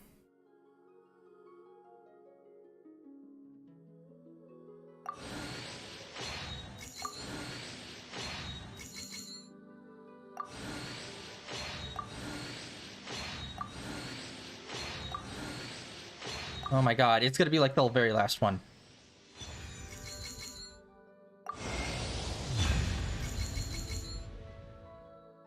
Jane! I think I pulled Jean the most out of all 5 stars, bro. Damn you, Jean. It's always Jean. Okay, I actually want to check this. Yeah, I think out of all 5 stars, I'm the furthest along in Jean's constellation. Which isn't that far in, but still. Or wait, hold on. No, maybe Dayluk. Dayluk were the furthest in. Yeah, Dayluk were definitely the furthest in. Damn it. Oh, well, we did pull a Chi-Chi. Okay, I don't know why. Jean was a character that I wanted for a while, but then when I finally got her, I realized she just really does not play well at all. How couldn't we get one of her? You've been really hitting her hard. And then we got another one of her, which Layla seems to be pretty good from what little I've played of her. I did say I wanted to try to combo Layla with Ganyu and just do like a really hard like freeze build, cryo build, because their alts seem to like go well together since, yeah, Layla's and Ganyu's alts seem to be very similar.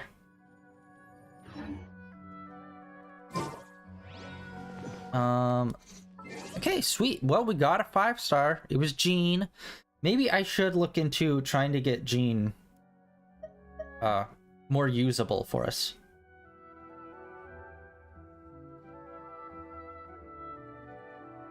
All right. Where was I? Sorry. The mind-blowingness of getting another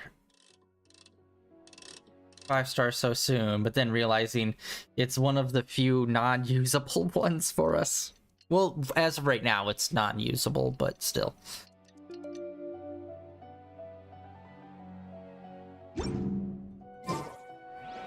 Oh, the following day. God damn it. Alright,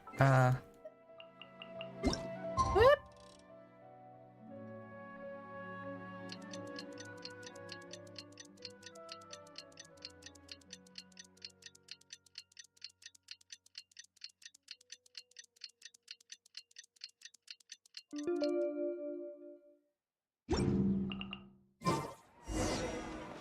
All right.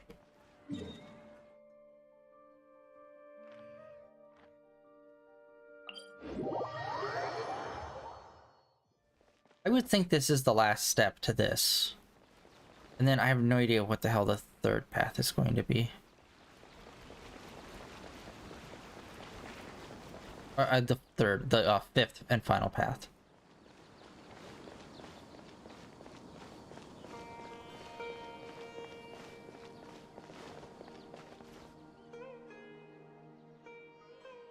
Alhaitham also got my invite, right? Will he be coming to join us? That guy, he's never been a fan of social gatherings. I wouldn't get my hopes up if I were you. Are you sure? All right then. I guess we won't wait for him. Yeah, let's go. I mean, maybe we should give him a little more time. We can keep chatting for a while longer. Oh, sure. You still haven't told me, what's the occasion for getting us together here at Pardis Di? We're celebrating the end of the first phase of Kale's studies. I wanted to thank you all for the help you've given her along the way. Then where's Kale? She said she wanted to show everyone a bit of what she's learned, so she's still doing some last-minute prep at home. She'll be here shortly. Anyway, let's get started. To tell you the truth, I'm actually not so confident that the second phase will go as well as the first. The curriculum will become a lot more involved, and I'm worried that she won't be able to get through all of it. I was hoping we could brainstorm about it together before she gets here. I knew this wouldn't be just a simple free dinner. Is that why you also invited Alhaitham? Yes, I thought it would be good if we could all put our heads together about this. Anyway, let's take a quick trip down memory lane. what did you guys do when you ran into a problem that you didn't know how to solve? Or got assigned a project that you knew you weren't gonna finish on time? Never happened to me. I'd just pull another all-nighter. You two are hopeless. Does anyone have a more useful answer to the question? Ooh, that's a good point. Confidence is the most important thing. Once you lose your sense of confidence, it'll become all but impossible to find the motivation to study. This could be a potential direction. I have already redesigned the literacy curriculum, and I was originally hoping to ask Al-Haytham for his opinion, but... It's very simple. Instead of focusing on the amount of material you would like to teach, focus on the amount the student would be able to remember. Wow, you actually showed up. I could probably count the number of times you've actually come to gatherings like this on just one hand. It's still more than the number of times you've managed to get a proposal approved on the first try. Shaboom! As long as you're still aware. So, what made the difference this time? Are you looking to drink your sorrows away with some friends? That's your purpose for being here, not mine. Don't project your ways of thinking onto me. So you're saying the only reason you came is to help Tainari with his brainstorming? Precisely. Kale will have a long road in front of her. Hey, just to get one thing clear. Even if Kale manages to make her way to the academia, we cannot let her enroll in her Avatat. Kasharawar is obviously the best choice for her. She's been a trainee forest ranger for so long, she'll definitely be good with her hands. What are you saying? Spawn Tamad is the better choice. It's where I graduated from, after all. Then what about Amorta? That's the Darshan her master actually graduated from. There are only 2 other Darshans left. We might as well select all of them on her enrollment application. I'm trying to have a serious discussion here. Traveler, you aren't associated with any of the 6 Darshans. In your opinion, which Darshan would be the best choice for Kale? Well said. Agreed. And my goal in inviting you here was to gather some thoughts on the execution of this second phase. Phase 2 far exceeds Phase 1 in both curriculum complexity and the speed of instruction. I hope Kale has prepared herself for what is coming. Hey, what are you thinking now? Please don't tell me you're planning on lending her those abstruse books from your home library. Actually, I was thinking about lending her a professions guide. I'll make sure to write, "Don't become an architect," on the front page of that. You're right. I can't deny that. Is there another phase after Phase 2? What's the ultimate goal of all of this? Are we trying to prepare her for a job in the academia? We don't need to think that far ahead. Hold that thought, though. I think my vegetables are done.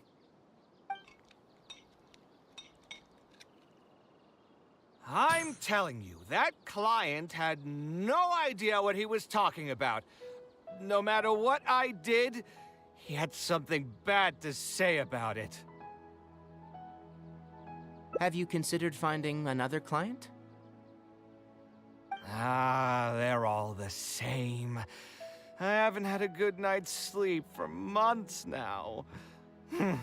Who do they think they are, ordering me to alter my design over and over again just because they have some Mora? It's too late now to change careers. You might as well try to find some joy in the pain. Besides, you'll be getting up in the middle of the night to make edits to your own design even when the client doesn't request it. No. That's not true. Cheer up, Kaveh. I'll tell you a new joke.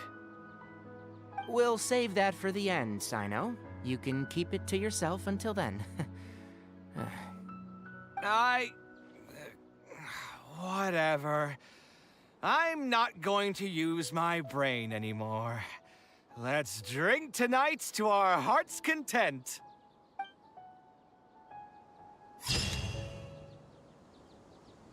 Oh, hey, she finally showed up.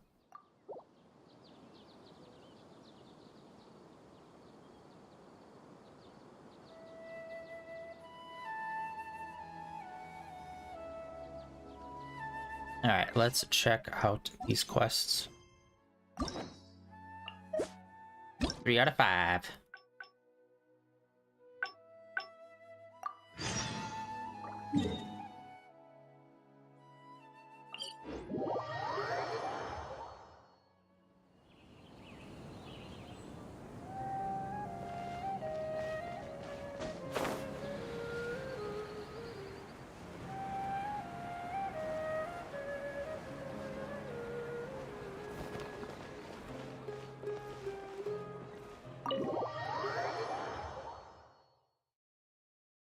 Alhaitham isn't in, so feel free to sit wherever.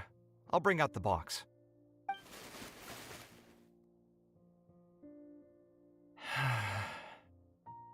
Oh, nothing.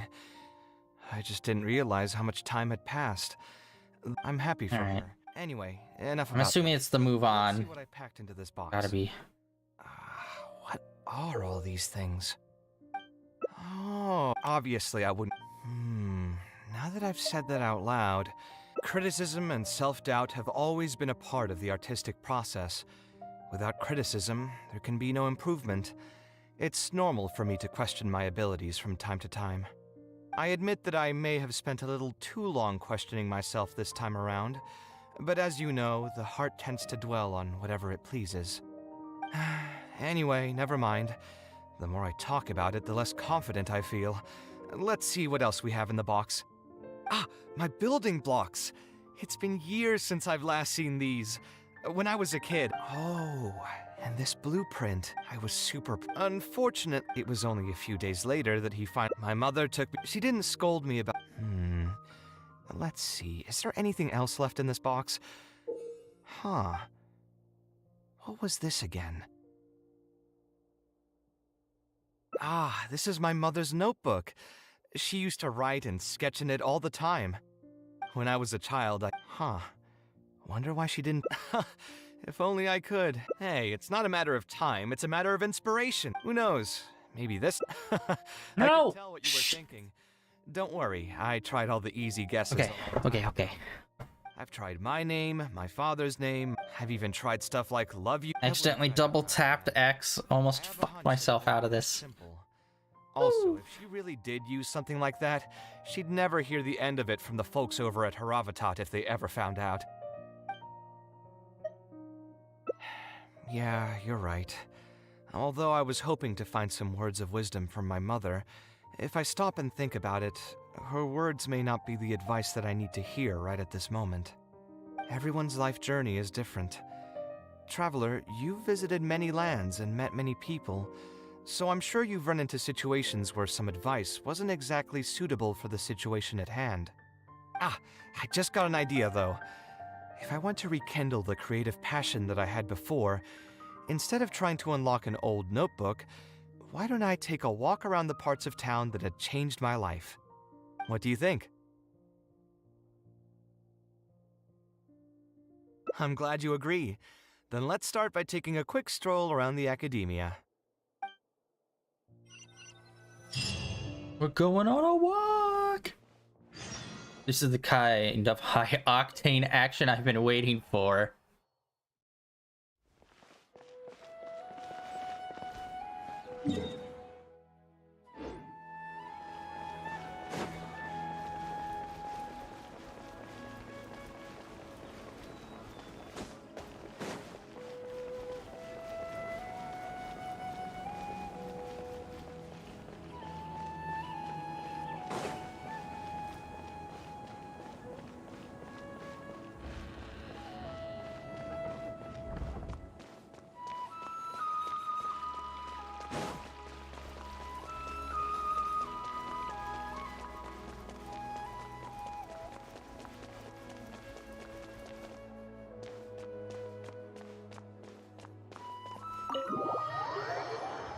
Oh, are we gonna run into that one blue-haired girl that was introduced like right at the last second of the main story here? Never remember her name. Of all the places in the academia, I remember this one most. When my studies got busy, I used to pull all-nighters here trying to finish my blueprints. Who doesn't miss their time at the academia? Life was a lot simpler then, and we all had far less troubles. I created many designs that I thought were beautiful in the House of Dana, I drew whatever came to mind, since I didn't have to care about budget constraints or turning them into reality. If I had to give a reason, it'd probably be because I like the ambiance here. The Academia also had a rule that allowed scholars to annotate any physical books they came across. As a result, the books here are chock full of scholars' wisdom across many generations.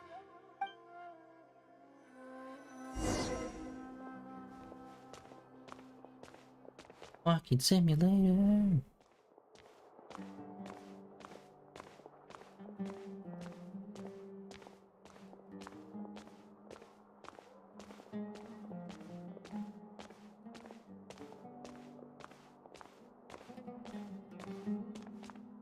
Oh, here, this is a great example. This book, History of Ancient Sumeru Architecture, contains some analysis that I did many years ago. Huh?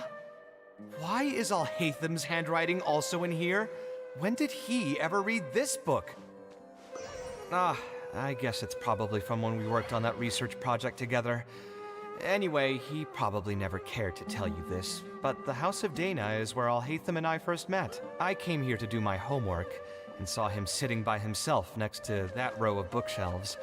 A group of Haravatat scholars were chatting near him, but he looked as if he was too lazy to join them.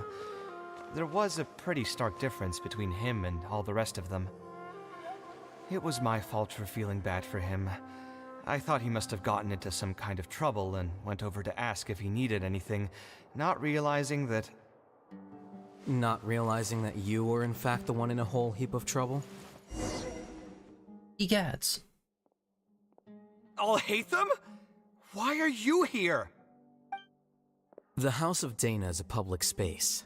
Anyone can come here, no? But shouldn't you be at the records room at this hour?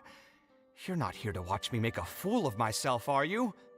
You think I would derive amusement from watching you fall into depression over your life's various troubles? If that's the case, then I suppose I must have been entertaining myself for years. I came here to pick up a few files. If your voice hadn't managed to get through my soundproof earpieces, I probably wouldn't have noticed you. All right. I admit I was probably overreacting just now. Probably not when he's right here with us. As his senior, I shouldn't try to tarnish his reputation. There was nothing embarrassing or shameful about it. When I was still a student at the Academia, I once collaborated with Kaveh on a research project. A collaboration is usually beneficial for all parties, but due to issues with our personalities, we ended up going our separate ways before completing the project. We had a number of differences, and they remain unresolved even today. But there's no point going into that right now. The more important question is, why are you at the House of Dana?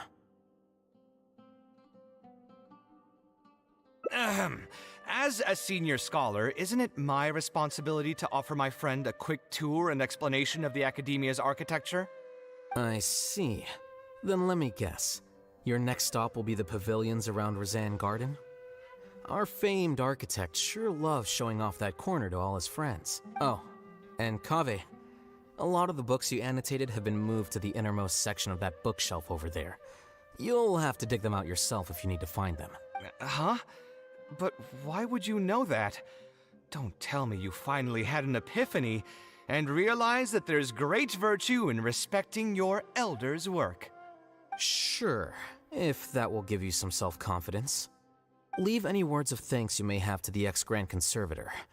The last time he was here, he was complaining that he had received reports from current students. The main grievance being that the annotations are too long and difficult to read. As a result, the books you annotated have been moved to the back shelves. What? But all of my annotations were extremely important. Instead of reporting me, they should have been thanking me for my service. The notes that I took, they couldn't have asked for a better analysis of those books. Okay, just you wait. I'm going to fix this right now. I'll dig all the books out and return them to the proper shelves. Oh, we'll wait. Anyway, you were about to say he's feeling a bit down? Put through the ringer. What an interesting phrase. I assume he used those exact words himself? He probably did suffer quite a bit, that's true. He always spends a lot of time editing his proposals, with the goal of satisfying as many of the client's preferences as possible. But the satisfaction of one client will not translate to general satisfaction with his work. Many problems in life can only be solved by a fundamental change of attitude. As the leading genius of Ksharawar, Kaveh should have both the right and the confidence to reject any unreasonable demands. Okay, this whole path that we've been going down, like the one with his mother was like okay, but now this side path is just like more of the same, and it's like, bruh. There are plenty of architects in Sumeru who are inferior to him in skill, yet far more irascible in temperament. What's more, there are plenty of people who look up to such individuals as paragons of staying true to one's principles. Clearly, his predicament is inevitable, since he holds other people's feelings as more important than his own. Of course, each person is different, and we should respect the paths that they have chosen for themselves. Admonitions will serve no purpose. People tend to succumb to familiar pitfalls, and this is especially true for those who believe it's their duty to carry more burdens on their shoulders.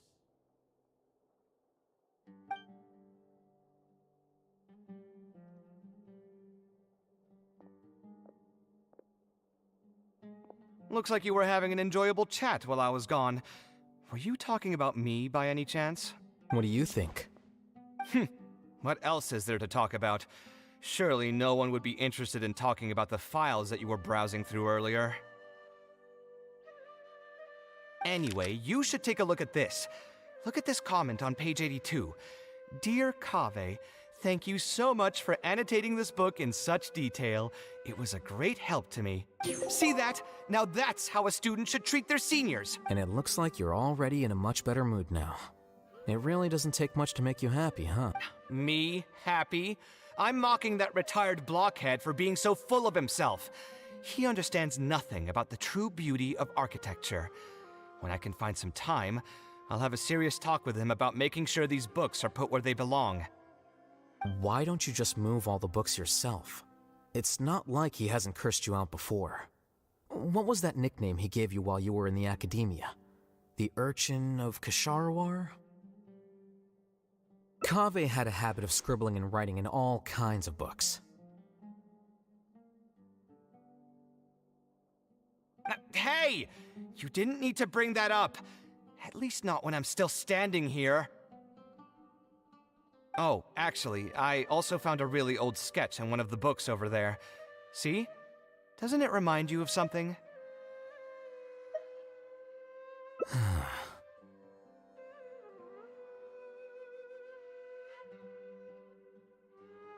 Huh? Don't tell me even you don't get it. Don't ask me. This is the time you specifically put aside to brag about yourself. Feel free to hoard all the spotlight you want. You... In that case, allow me to explain. Although this sketch is a little abstract, you can plainly see from the road plans that this was an original concept for the expansion of Port Ormos. We can also plainly see that the designer was a huge fan of this project. It's the project he loves to talk about the most, second to the Palace of Alcazarzaray. If I don't keep bringing up the neat projects that I've done, how would anyone know that I was the one who did them in the first place? There shouldn't be any complaints about Port Ormos. If I remember correctly, the construction process was very smooth, everything was made ready ahead of time, and there were very few safety concerns. There are indeed no records of any complaints about this project. A most impressive achievement. See? What did I tell you? Come on, let's take a stroll through Port Ormos next. I'll tell you all about the designs I made for the place. No need. It's almost time to clock out for the day, and I don't intend on bringing any unfinished work home. Suit yourself. It's not like you know how to appreciate artistry anyway. Let's go.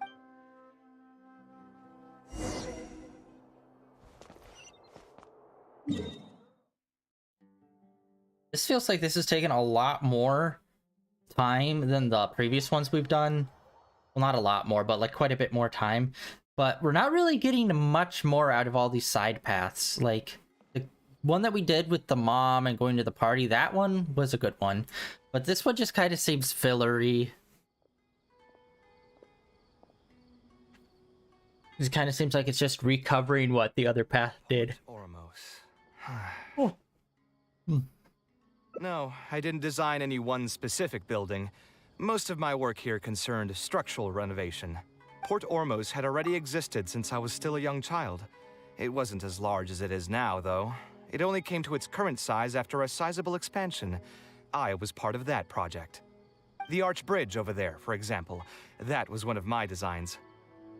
When I was first tasked with the project, I decided to reference the growth patterns of nearby trees to split Port Ormos into 2 levels. My goal was to improve the overall utilization of space. We ran into a lot of issues during construction, but thankfully, we were still able to achieve the original vision. Residents can now behold all the ships entering and leaving the harbor from the vantage point of the bridge, while visitors can recognize the site of Port Ormos from a long ways away. I was still young and new to the trade back then. I could hardly believe that an idea in my head could become reality and remain in the world for many years to come. The true cornerstone of the creative process. The point about the design that will be ultimately used to judge its true worth. It was the first time that it became crystal clear in my mind. Once built, a building will continue to stand.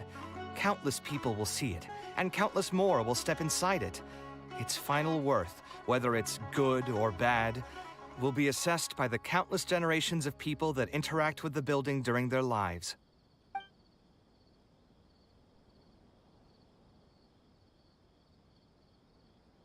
You think so? I'm glad to hear that. But even with this project, I still had one small regret.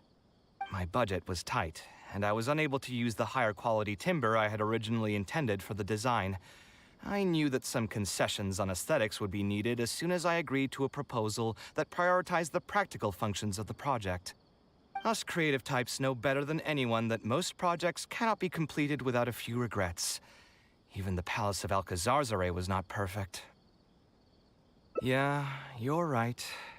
I should learn to look toward future opportunities, and believe that any regrets I have can be overcome in time. We've spent long enough here. There's still one last place I want to go, but it's a little far.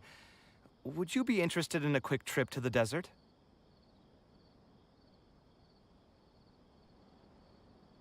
Great. God damn it. Most of my projects over the last few years have had something to do with the desert, partially because there's a special place there that I often visit. This is a rare opportunity, so why don't you come along and see it for yourself? If you ever feel down, maybe you'll be able to go there and feel better too. Alright. Another trip. Yeah, this one definitely just feels like filler. Like, come on, man. Oh, whoa, we're like going deep into the desert. Okay. I thought they meant to like one of the cities. Who would have thought that so many primal constructs could have congregated here while I was gone? We won't be able to sit and talk peacefully with these guys around. Let's clear the area. Really? This is the path that we get fighting on? Alright. Site clear.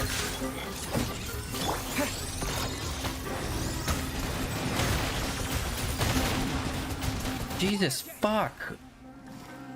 They drained so much of my HP already. Whirling snow! Unthinkable! Oh my god. Scanning. Yeah, his R2 is not great.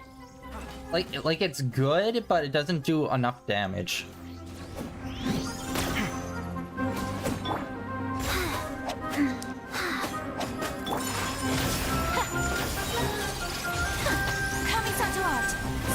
Yeah, this is a slow burn. This is not optimized in any way, shape, or form. Fuck.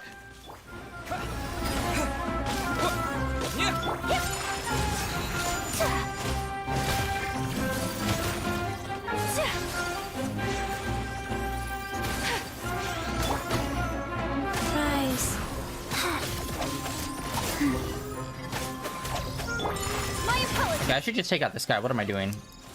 We have less shit going on. There we go. Okay, one down.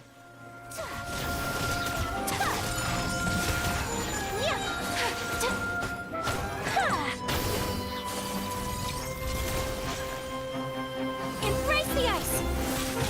Take flight!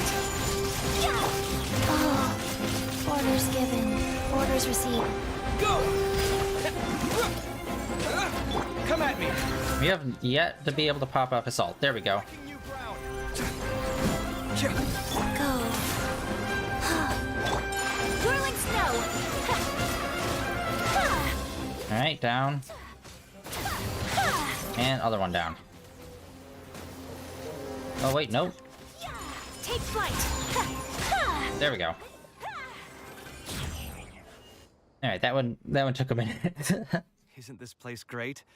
I often come here to clear my mind when I'm dealing with a difficult situation. You know what I mean. Everyone finds themselves in frustrating situations once in a while. Just take me as an example. My family life got shaken up quite a bit when I was young. I struggled in school, and I got into a huge pile of debt building the Palace of Alcazarzaray.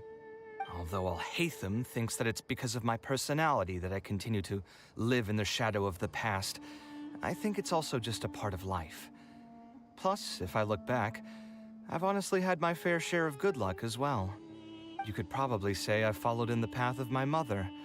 Like her, I've gained a name for myself as an architect, built something that's seen as my magnum opus, and found many projects that others have entrusted to me to finish. Life is too boring when you live with no enthusiasm and passion. Only those who believe in the inherent meaning of it can capture the small nuances of everyday life and turn them into inspiration for beautiful designs. Of course, I will concede that loving something also means taking it to heart. So to an extent, caring is also a source of pain. If I didn't love my work, I wouldn't be so torn up about it all the time. But still, isn't this place beautiful? Despite the erosion from the winds and changing seasons, you can still perceive its past beauty and glory. With different landforms come different architectural styles. The desert's history has left it with few records regarding its buildings, so I often visit the desert to investigate things in person. The site here has moved me ever since the first time I laid my eyes on it. I told myself that one day, I would also be able to create buildings that move others. My pain will one day fade into nothing, just as I reach the end of my life. But buildings are different. They are far more valuable than most materialistic things, and far more durable than human flesh. As long as there remain souls in the world who can decipher the meaning behind them, they will also have acknowledged me across the vast stream of time. If you were to ask me what art is, that would be my answer. Trying to think, are there other artist characters, or is the architect the fucking closest thing we got? Like, I can't think of one that, like, their main thing is, like, painting or something. You think so? But I feel I've always been like this. Remember that question I brought up before? The one about whether I should see art as a divine gift of inspiration from the gods, or as a product of my own existential struggle? I still haven't found an answer to that yet. But if art wasn't inherently paradoxical and enigmatic, then people probably wouldn't be drawn to it. Those who pursue art will be unable to avoid the pain that it naturally brings. Will often be floating on cloud 9 one second, and sinking in a mire the next. I'll try gathering my thoughts again once I've found a way to define art in the first place. In any case, thank you so much for listening to everything I had to say. Alright. Friendship levels. Alright, we still have one more path, and it's like at the very beginning again. It's like, shit, this is a really long one. We've been just really hitting it and not really taking too many breaks, like, for me to talk, or like there weren't really, oh, you have to go and run around all this area. We were like pretty snappy to get to all the different points, and we're already at over 2 hours. So this is a very long one. So This is a day in the life of the traveler.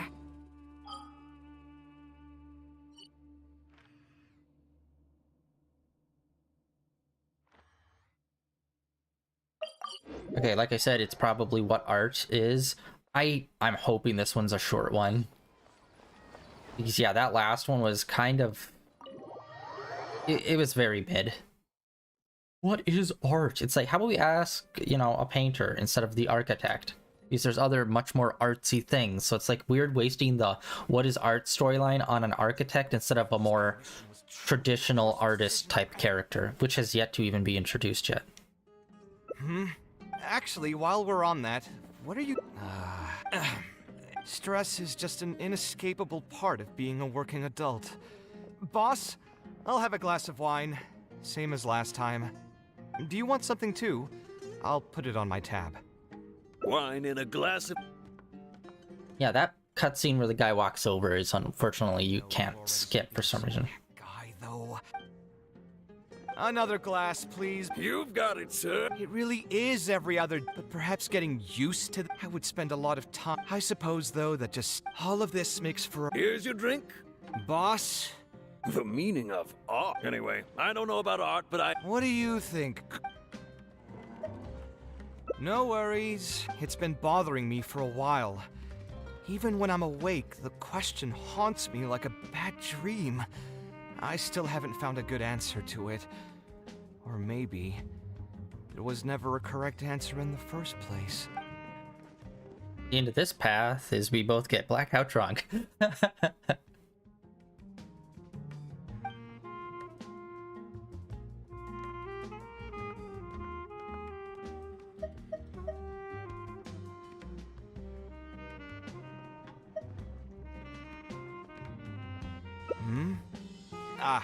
He understands nothing about my design. And all the suggestions he made were as if he just wanted to... Okay, it is possible that I was just jaded by my frustration. Well, given I'm already on my 6th draft, I can probably push myself to make a 7th. Let's go have another talk with him. I know where we'd be able to find the guy. There's no time to waste. The wine can wait until another time. I'll go take care of the bill. Okay, hold on. I just want to check. I don't know. That didn't feel different enough. Like, there were a lot of options. There were a few options there, but nothing really seemed to, like, drastically change our direction. West. No, that was not it.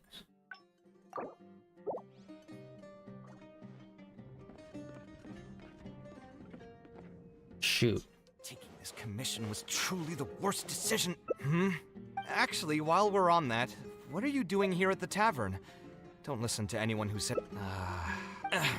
Anyway, stress is just an inescapable part of being a working adult. Boss, I'll have a glass of wine. Alright, let's see. What the heck? We've, like, done all the options, but we weren't able to get to the bottom.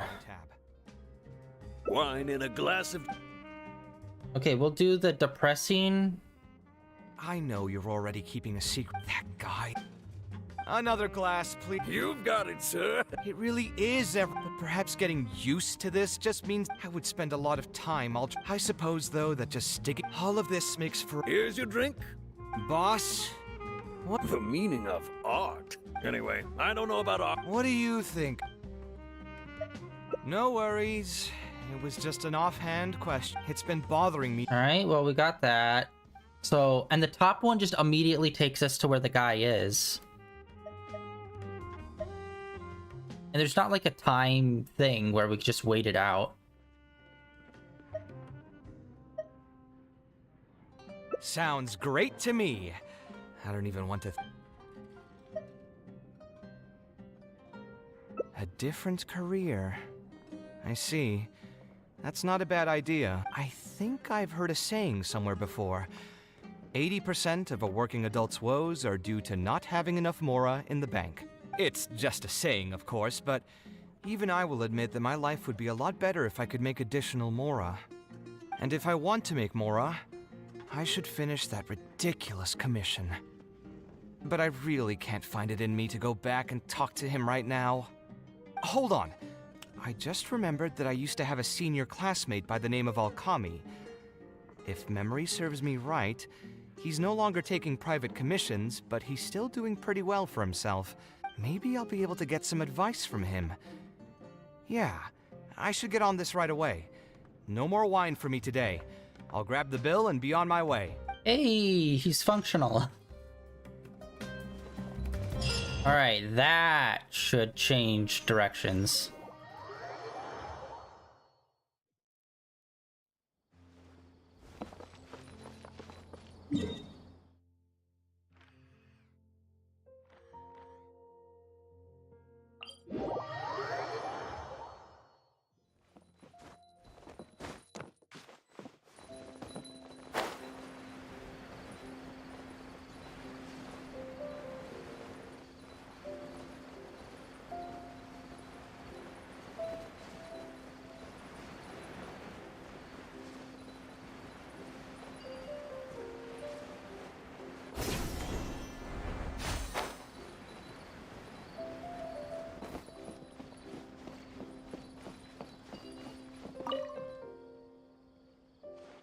Ah, Kaveh, it's you! It's been a while. It's been a while. What have you been up to recently? Yeah, it's been a long time, Alkami. Things haven't changed much for me. I'm still taking private commissions for all kinds of projects. I heard that you were the genius behind the Palace of Alcazazare. I bet you're all set for Mora after a project of that size. Well, it's hard to make a profit from every project, you know? Hard to make a profit? You've got to be joking. I've never met an architect who didn't make a profit from a project. Unless the client fled before they paid the commission fee in full. But that doesn't sound right either. Doesn't Dory have a pretty decent reputation in our local business circles? I don't think she's ever been involved in any kind of big scandal.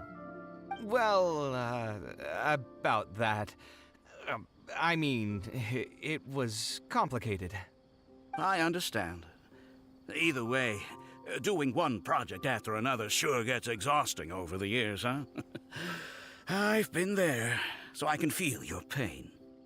I mean, I obviously never had your reputation to live up to. That must have been stressful. But I'm sure we've faced all the same problems. Trying to keep your client in a good mood while you're trying to stop them from micromanaging things they don't know the first thing about. I don't miss it. Thankfully, that's all behind me now.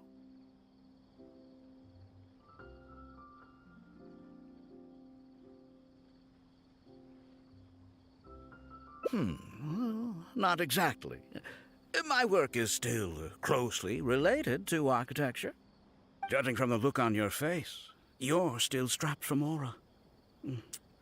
That's quite unfortunate. You're the most artistically gifted graduate the Kasharawar Darshan has seen in decades. But it looks like you still have a lot to learn in terms of making Mora. With that said, us Kasharawar grads should still look out for each other. What if I told you about an idea that'll absolve you of all your Mora troubles going forward? Are you serious? But something like that has got to be some kind of top-level business secret. Are you sure you can just share something like that with me? Besides, I don't want to just take something like that without offering anything in return. I still have a little Mora. Or is there something that I can help you with? Oh, you're too kind. This is just a simple tip. Even if I didn't bring it up, I'm sure you'd hear it from the others sooner or later. The idea is this. I recently opened up a training center with the goal of educating people in architecture design. Compared to the classes taught by those old fossils at the academia, my classes are more condensed and streamlined and will allow people to quickly get their foot in the door. Unlike the academia, I won't turn down anyone who's interested, rich or poor. As long as someone wishes to learn more about architecture, I'll accept them into my training center. It just so happens that I'm still looking for a few more instructors. So, what do you say? Interested in coming over to give a few lectures, regardless of the pay? I can already guarantee that it'll be far more comfortable than working on random people's private commissions. Ah, so you want me to join you as an instructor? That does sound like something I'd be able to do. It sounds like a pretty stable job, too. What do you think, Traveler? Then it's a deal. Yes, it's a deal. Thank you, Alkami. Like I said, there's no need to thank me for this. The lecture room is not far from here, so you can just come straight here tomorrow morning. As for the pay, how about we start at 300,000 mora per lecture? 300,000? Are you serious? How could you offer so much? It would seem that you're still oblivious to your own economic worth. 300,000 is nothing compared to the prestige of having the Light of Ksharawar as one of my instructors. 300,000 is also just the base rate. Just trust me on this. The longer you stick with me, the more you'll come to understand your true value in the market. I have to go make some preparations now. See you tomorrow. I was never particularly close with Alkami when we were in school. Who would have thought that he'd be so nice and friendly? I've hosted free lectures before, but this would be my first time being hired to lecture for a formal business. 300,000 mora per lecture. Whew. I'm so excited that I'm starting to get nervous. Thanks so much. I think I will be able to relax a bit more with a friend in the audience. Now, what should I talk about tomorrow? Some lessons I've learned over the past few years? I should probably save those for later. For my first lecture, I should start by getting them more interested in the field. All right, let's meet here again tomorrow morning. I should hurry home and create some kind of lesson plan. If I'm going to become an instructor, I should make sure I show up prepared. Alright. Tomorrow at 7.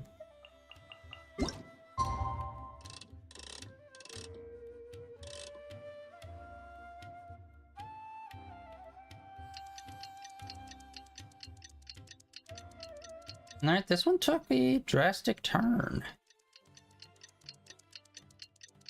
Honestly, I don't know what I was expecting when I was going to tell him to get another job. I thought we'd just end up getting depressed and drinking a lot. Not that he'd actually go out and do it.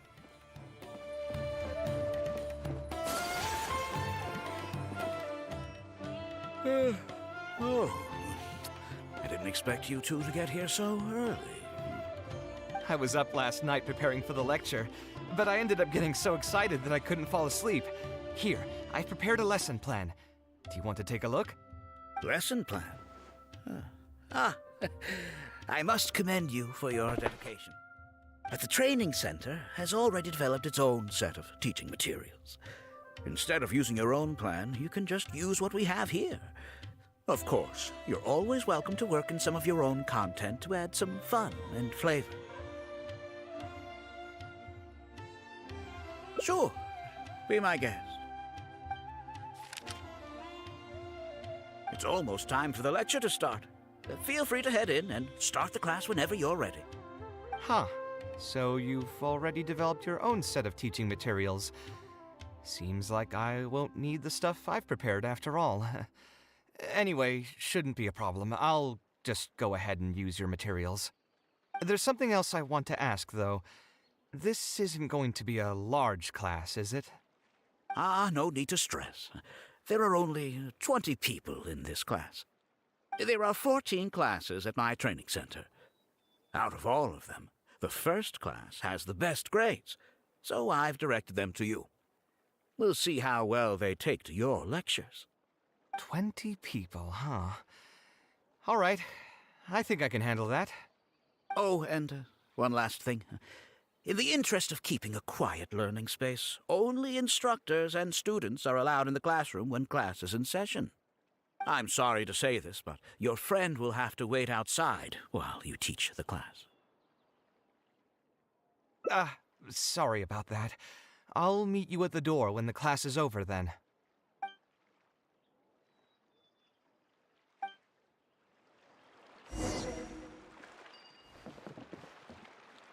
Alright, let's see how far down the path are we even.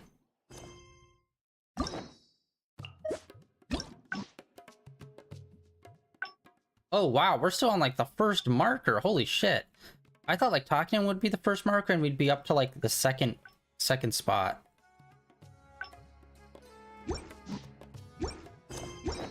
Alright, is something fishy going on here with this class or something? I'm naturally sussed out by this. Can I help you? Oh, well, Kami? You mean that rich guy who's been making quite the name for himself? Yeah, he commissioned a set of furniture from me a while back. Paid a great deal of mora for it, too. I heard he earned a fortune working as a renowned architect.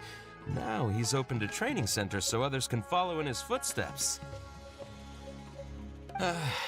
If the tuition wasn't sky high, I'd enroll my child in a heartbeat.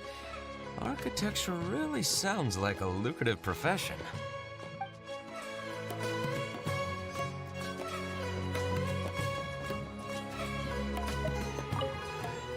Did you hear?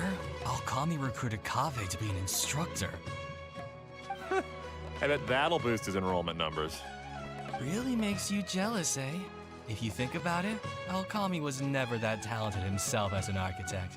If we're just talking about professional skill, no one would pay for a class with him.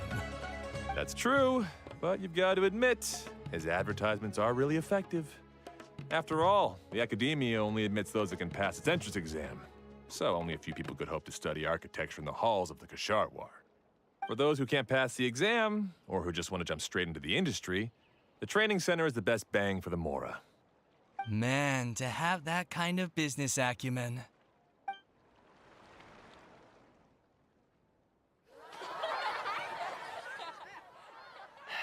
All right, everyone. There's no need to be nervous. Class is over, so we can just chat for a bit. I shouldn't have lost my temper during the lecture. Did I scare anybody? No, you weren't scary. Oh wow, I thought they would be like college students. You were just a bit lost and didn't get what you were talking about. Oh, don't get me started. I was trying to use Alkami's materials, so I flipped through some pages and gave them a closer look. The more I read, the more upset I became. Alkami may fool an amateur, but he can't fool anyone who's active in our profession. The materials he made are completely useless for teaching real architecture. In my opinion, the most important skill of an architect is their ability to craft a design. In other words, they must be able to conceptualize ideas. There are tens of thousands of buildings in the world, as well as a countless number of architectural styles. Some designs emphasize aesthetics, while others prioritize practicality. The architects who can critically evaluate the quality and fit of different designs are those who can come up with great designs of their own. But you won't get any of that from the teaching materials they're using here. All these students are doing in class is rote memorization of existing designs. They are learning nothing about the underlying principles. How can they expect to become real architects? When they're done with this class, all they'll become are dilettantes with a pitiful smattering of architectural knowledge. But, Mr. Kaveh, we didn't really understand anything you said after you threw away the materials either. What's the big deal anyway? It's not like we're looking to make some works of art. We just want to make some mora. Says the 12-year-old. Studying architecture to make mora? Yeah! Why else would we be studying here? My biggest dream is to become someone like Mr. Alkami. Once I finally make my fortune in architecture, I'll be able to buy anything I like. Huh. In that case, I'm afraid you'll probably be disappointed. The reality is that the work of an architect is very difficult, and the pay is not lucrative at all. Believe me, I'm a perfect example. But how? Mr. Alkami just told us last night that you made a killing by building the Palace of Alcazarzare. He also said that as long as we graduate from his class, waves upon waves of people will reach out to us with private commissions, and we can just sit back and wait for Mora to fill up our pockets. It won't be long before I can put these miserable days behind me. You're 12! Come on. What the fuck? You all believed everything he said? But Mr. Alkami is really rich, isn't he? No. You... It's pointless trying to argue this with you right now. You've already filled your heads with pipe dreams. Let's go, traveler. Let's hear about Alkami's true plans from the man himself.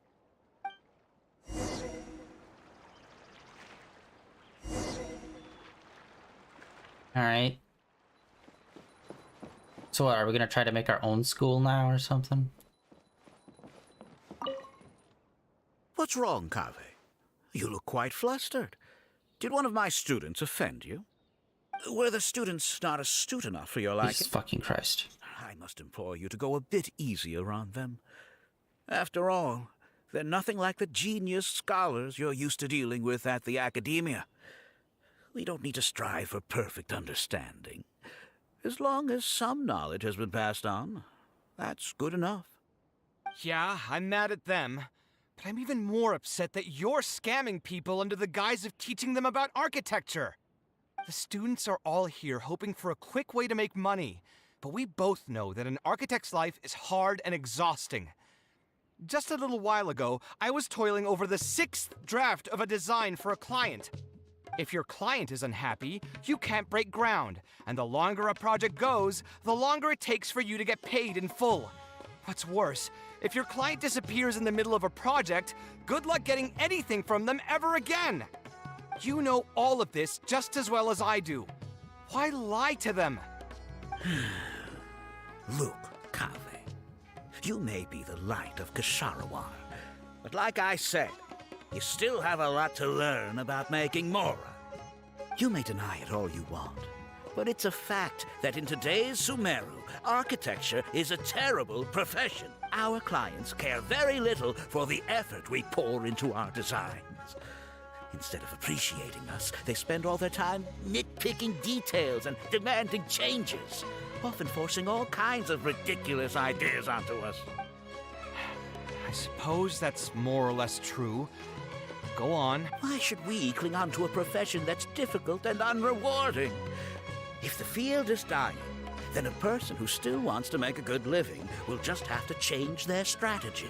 If it's near impossible to make money as an architect, then why not just establish a training center and train other people to become architects in our stead? Wait, how does that make any sense? Aren't you just leading them into the same trap? We are already stuck, my friend.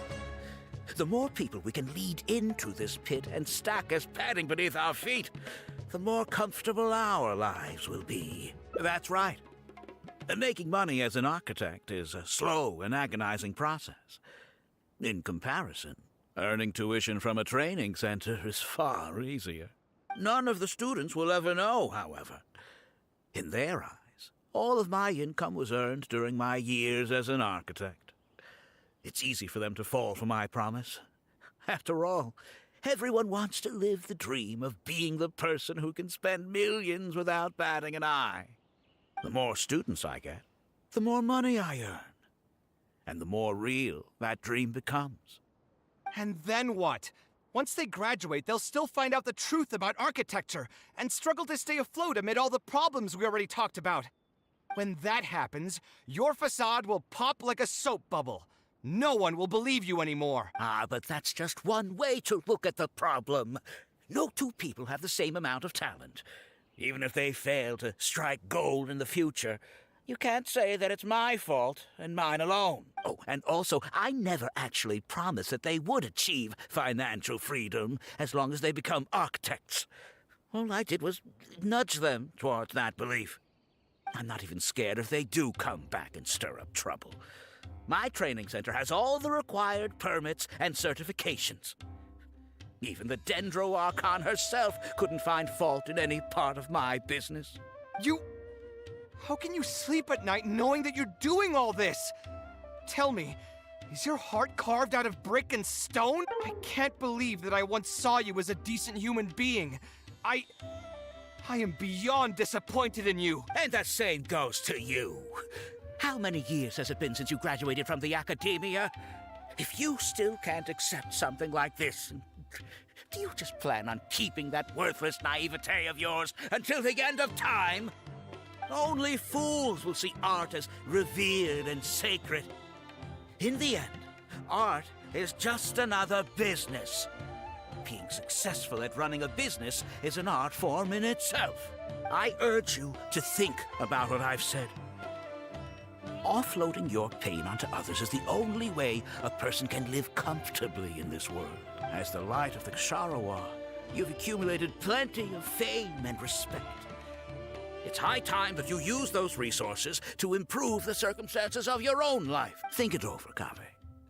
I still believe our collaboration could be very fruitful. I'm so mad, I feel a headache coming on. There's nothing more I can say to him. I'll resign from my position as instructor.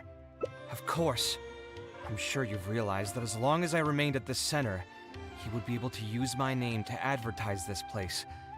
Even if I just sit back and do nothing, others will be deceived and suffer because of me. He is right about one thing, though.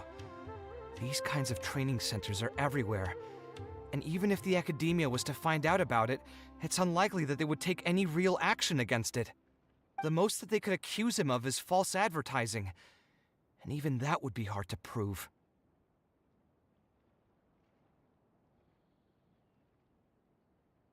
Oh? Did you notice something else?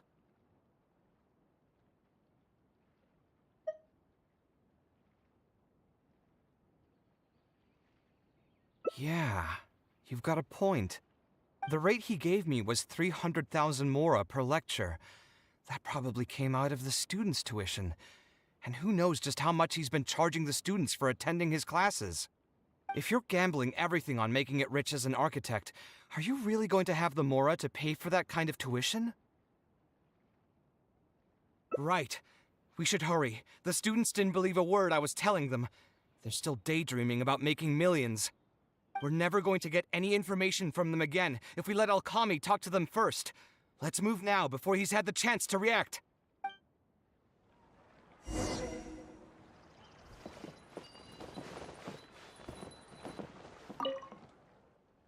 Oh, Mr. Kaveh? What are you doing back here? Class finished a while ago, but you're still here. Why haven't you gone home? I wanted to stay for a little longer. I'm still thinking about everything you taught during the class. Even though a lot of it went right over my head, I still thought the houses you drew were really pretty. Of course they were. All the examples I drew were world-famous landmarks. Each one was the magnum opus of a celebrated architect. It's a good thing that you could recognize them for their beauty. The accumulation of knowledge is the first step to artistic expression. Instead of rote memorization, you should try to relate and to understand, and after that, try to resonate with the work. Resonate? Yes. When I first got into architecture, there were many things about it that I couldn't understand at all. I would find a building to be beautiful, but have no idea what made it so good. And for most people, just being able to admire a building is enough. To become a good architect, however, you must also learn to assess and appraise. Going from admiration to assessment will take a lot of time and specialized knowledge, and I'm afraid that some superficial speed training won't be enough to take you there. Just as I thought. Becoming an architect won't be as easy as Mr. Alkami made it out to be, right? I'm sorry. I'm not trying to crush your dreams. All I want to tell you is that an architect's life is not as carefree and easy as others may make it out to be. I understand. Thank you for telling me the truth, Mr. Kaveh. I think I'll still stay here for the time being, though, since my family still hasn't paid everything off. Paid off what? Sorry, I can't say anything more. Mr. Alkami made it very clear that anyone who talks about it will be kicked out of the class. Don't listen to him. I am the most famous architect in Sumeru. If he kicks you out, then I'll just take you in instead. Really?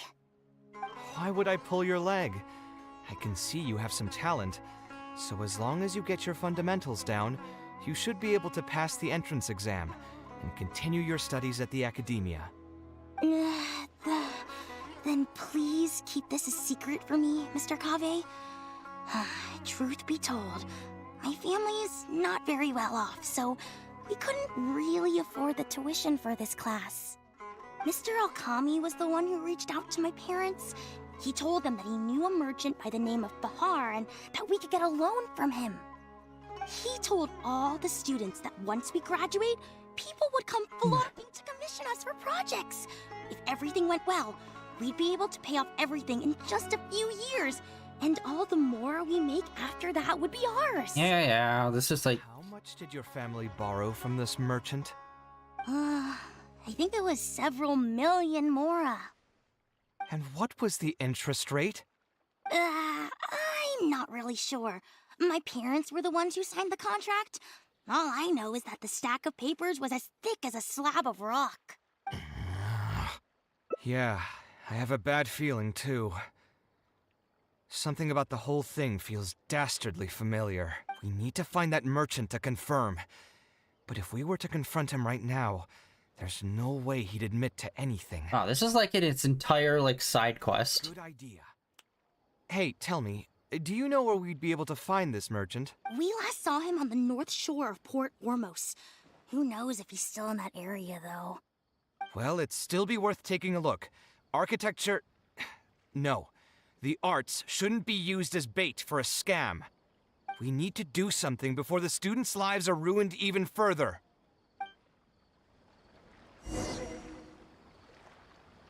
Alright.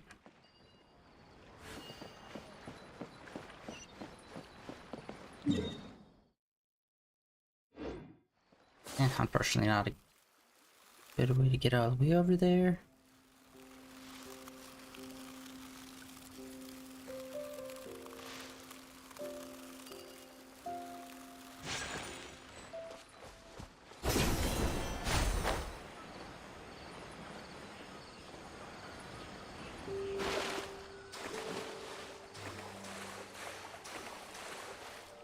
Seriously? It's a fucking dock and we can't climb up on it? We're dead. Cool. She could not grab the dock at all. That's awesome when they do that.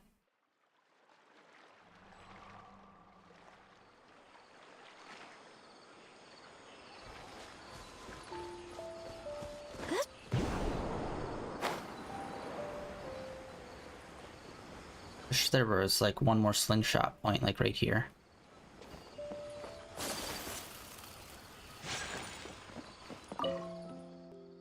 Oh, I don't think I've ever seen you guys before. Here for business. You're Fahar, right? Yes. May I ask who introduced you? Alkami. My friend here wants to enroll in his architecture class, but they're a bit short on money. Alkami told us you're the man to go to in this kind of situation. Oh, sounds like his business is booming. How much do you need? Let me see. I'd say around 3 million mora. Oof. You call that a bit short on money? Anyway, since you're here because of Alkami, I can work things out for you. Make sure you sign the contract, though. Lots of people are borrowing money from me nowadays. Ah, here you go. Don't worry, there's nothing particularly unusual about it. All you need to do is pay back the loan in full within 3 years. And what if they won't be able to pay it back? What do you mean, won't be able to pay it back? Once you graduate from Alkami's place, you'll be making millions of mora a year. Easy! At that point, paying this off will be a piece of cake. And even if you were to run into some difficulties and need to delay the installments, it's no big deal. We're all reasonable people here. If you can't pay quickly, you can just pay it back over a longer period. All that would change is your interest rates would get a little higher. It's hard work running a business.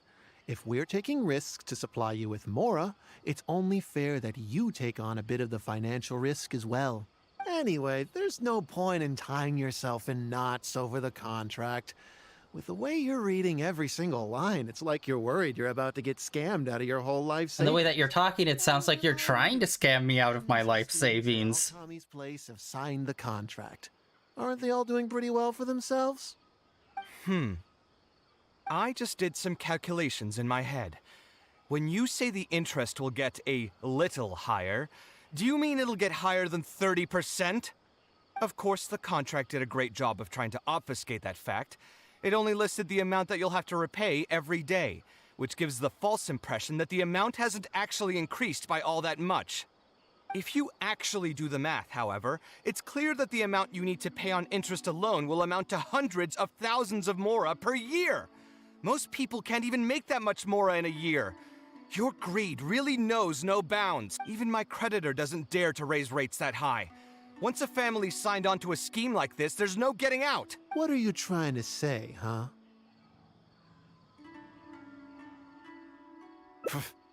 I figured something was off when two well-dressed people came looking for a loan. Think you got the better of me? Too many people are sticking their noses where they don't belong these days. Luckily for me, though, this is a pretty secluded spot. Hey, come out and teach these guys a lesson! Eremites? I've already fought off more than my fair share of them when I was working in the desert. There are only a few of them, so they shouldn't pose much of a threat. Marak, you're up! Following orders. Feeling lucky today? Wheel of life.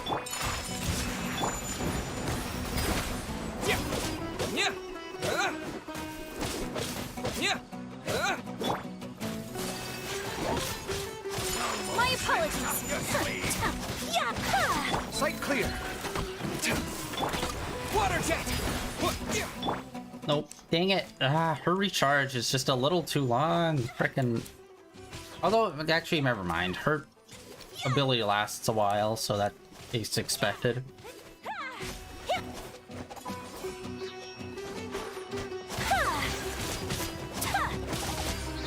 Whirling snow.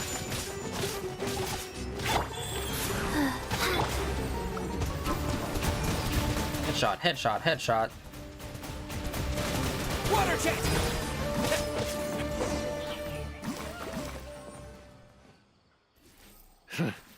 Who are you, and what do you want? I don't think we've done anything to hurt or offend you, so why go this far to destroy my livelihood? Debt has the power to upend your whole life. I know very well just how miserable living in debt can be. But my debts are the culmination of many different factors, and my interest rate is still somewhat reasonable.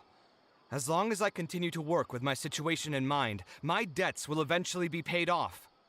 But these students are different. They have neither the mental preparation nor the financial resources to pay back a debt like this.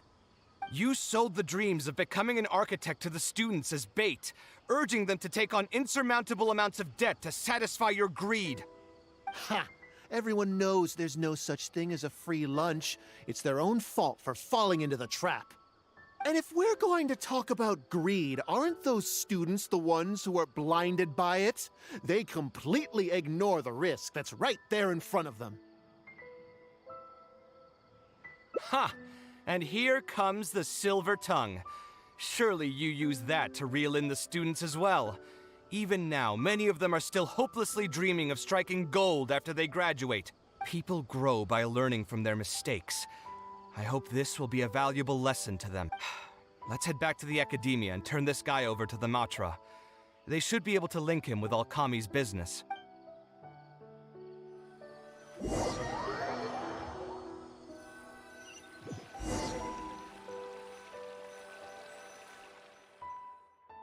Sino? Didn't think I would run into you here. My vacation just ended not too long ago, so I'm going over some cases at the academia. Who's this? I see. Charging an interest rate over 30% indeed constitutes a crime. As it is highly likely that Alkami is also benefiting from this scheme, the Matra will open an investigation on him as well. The training center will be closed until further notice. Any funds we manage to recover from the suspects will be returned to the students. It's unclear how much we'll be able to get back, however, given their extravagant spending. That should still be enough. Once the students realize the error of their ways, they won't fall so easily for such traps in the future. Anyway, thank you for your help. I hope this won't be too much trouble for you. It's no trouble. Just another day at work. How did you two get tangled up in this anyway? Did you accept any mora from him? He promised to pay me 300,000 mora per lecture, but I resigned as soon as I finished the first session. I didn't take a single coin. Ah, that's good. Hmm? What do you mean, that's good? Would you have taken me into custody as well if I had actually accepted any mora? I wouldn't have gone that far. But, had he insisted that you were also an active participant in his schemes, under our rules, we would have been required to open an investigation on you as well. Either way, though, I believe you are innocent in all of this. Had you actually been alright with making money through less than noble means, your life wouldn't be the mess it currently is. Hey, what was that? What do you mean my life is a mess? Never mind. Your life is fine. You're just messing with me now, aren't you? Let's get back to business. If Alkami's case can be successfully resolved, you'll be eligible for a monetary reward from the academia. Don't forget to pick it up after the fact. Huh. I didn't even know there was such a thing. I never would have guessed. What I'm trying to say is that we didn't report Alkami because we thought we could make some more off of it. The reward will be given regardless of your personal motivations. It was implemented with the intent of encouraging people to supply tips to the Matra. Fine. Is there anything else? I want to go back to the training center one more time and talk to some... God damn it. Sure. But you should wait until tomorrow. My subordinates will shut down the center today, and summon the students to gather information on the total amount of mora they've lost in the scam. Alright, then I'll stay out of their way. I can talk to the kids tomorrow. I have a few other things to take care of, so I'll be off for now. If you want to follow up on this case, just come find me again. Or ask one of the Matra.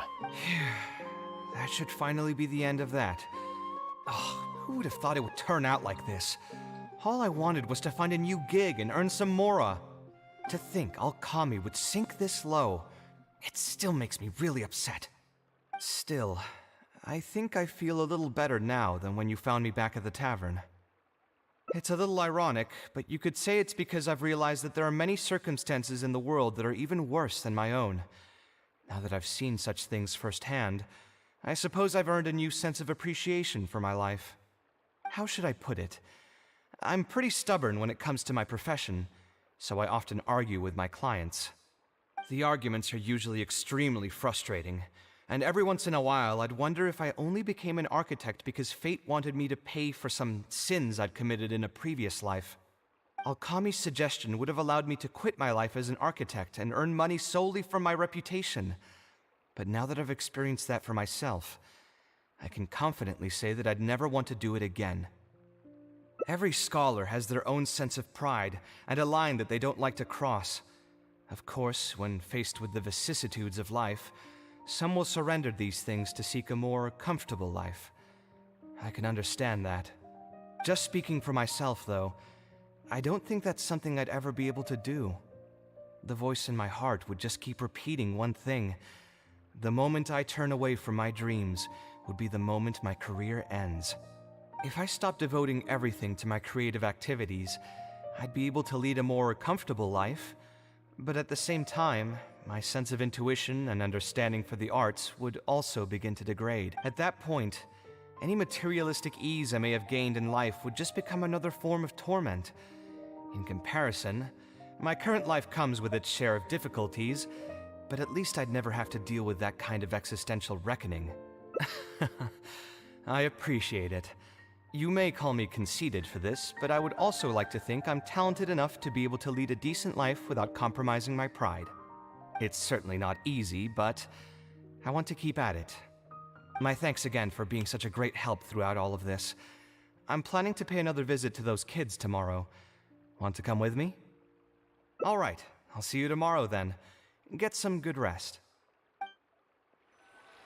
This is a ridiculously long hangout quest chain series. Like, holy shit. And the worst part is like half of it is kind of boring. Or when I say kind of, I mean very. Alright,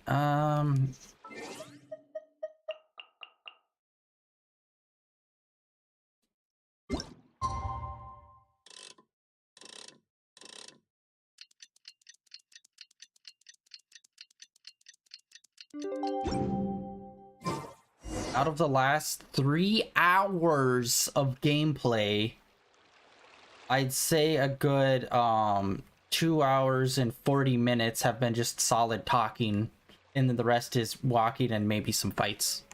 It's like, fuck me, man. Just make the anime, you sons of bitches. Yeah, we'll just jump down from there.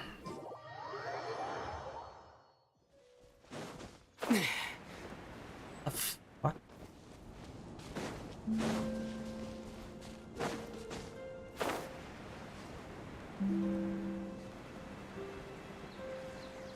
Yeah.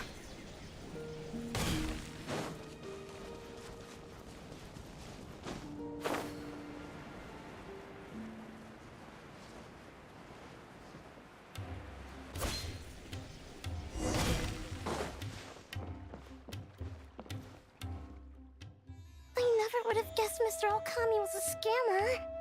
The training center has been shut down, and the Madra have promised to return some of our tuition. But we've already spent so much time on this class. What should we do next? Mr. Kave said we can keep working on our fundamentals and try to get into the academia. Ha! Easier said than done. If it was easier to get into the academia, none of us would have signed up for the class in the first place. Only the best of the best can get into the academia studying on their own. Mr. Kave might be willing to teach us. Why? What reason does he have to stick around? So, you're the only ones that showed up today. Huh? Kave's here! Now, that's Mr. Kave to you. I'm here as your instructor, so let's keep things a little more proper. I'll keep instructing you for a while longer. You can pass on the message to the other students. As long as someone wants to come, they can join the class. Oh, also, I'm usually pretty busy, so I'll only be able to teach architecture fundamentals on my days off. Another disclaimer, I can't promise that you'll all be able to understand everything I'm going to teach. Architecture is not an easy profession. Aesthetics aside, even the basics of safe design can already be a handful for most people. If you want to design safe buildings, you'll have to go through a systematic study of structural engineering.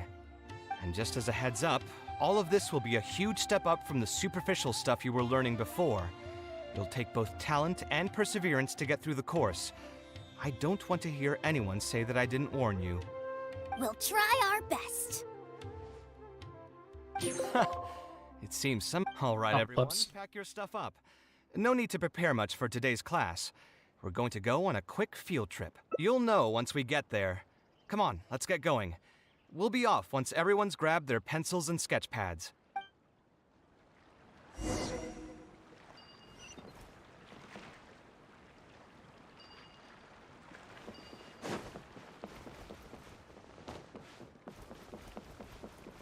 Alright.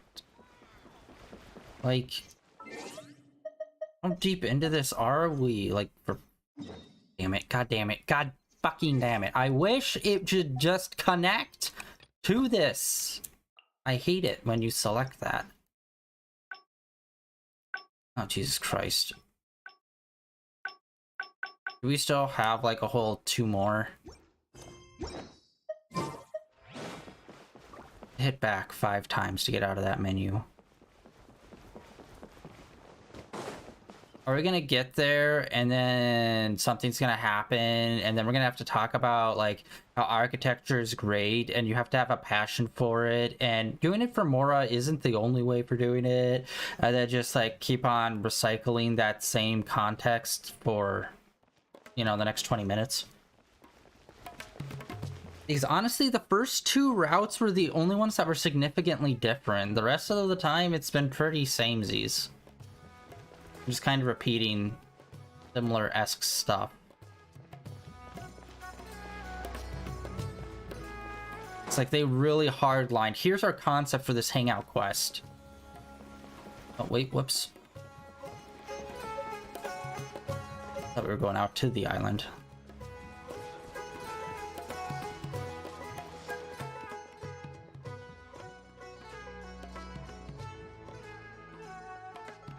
This lighthouse has been around for a long time, and I handled its renovations when I first graduated from the academia. The point of today is not so much about the lighthouse as a building, however. I just want you to take a look at it and do a bit of self-reflection. If you were tasked today with designing a building, how would you want it to look like? Don't think about how you'd actually go about building it for now.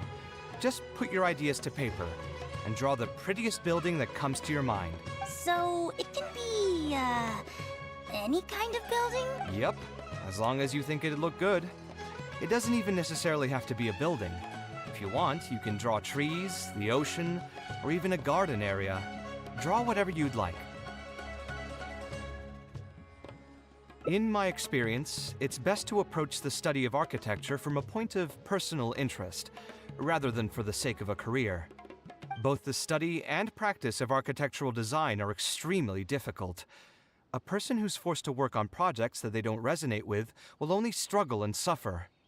So at least for today, I hope the students will be able to create something that they enjoy. There's no need to think about it too hard. They'll have plenty of time in the future to revisit the design and make changes. What do you think? Want to try your hand at it as well? Don't forget that this is a free class from Mr. Kaveh, the Light of the Kshahrewar. On a normal day, this would cost you 300,000 mora. Here we go. The teapot. Haha, get it? Because we have the Serena teapot, and that's where we do all our architectural stuff. Like, there's gotta be an event with Kaveh going into the Serena teapot. Like, ever since we got the Serena teapot, I don't think we've really actually had an event that, like, addresses that being an actual thing in the game. And I think it'd be cool if they did one where it was, like, Kaveh gets to see inside the Serena teapot. Alright, Jesus Christ. 3 hours! It is double the length I thought it was going to be. Honestly, I'm starting to give them more leeway to think they're more closer to 2 hours on average, but like still, holy shit, a whole extra hour, and we weren't even doing a lot of running around or fighting, like, Jesus.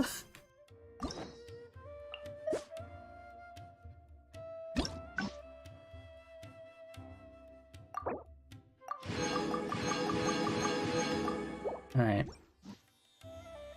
That is it for today, guys.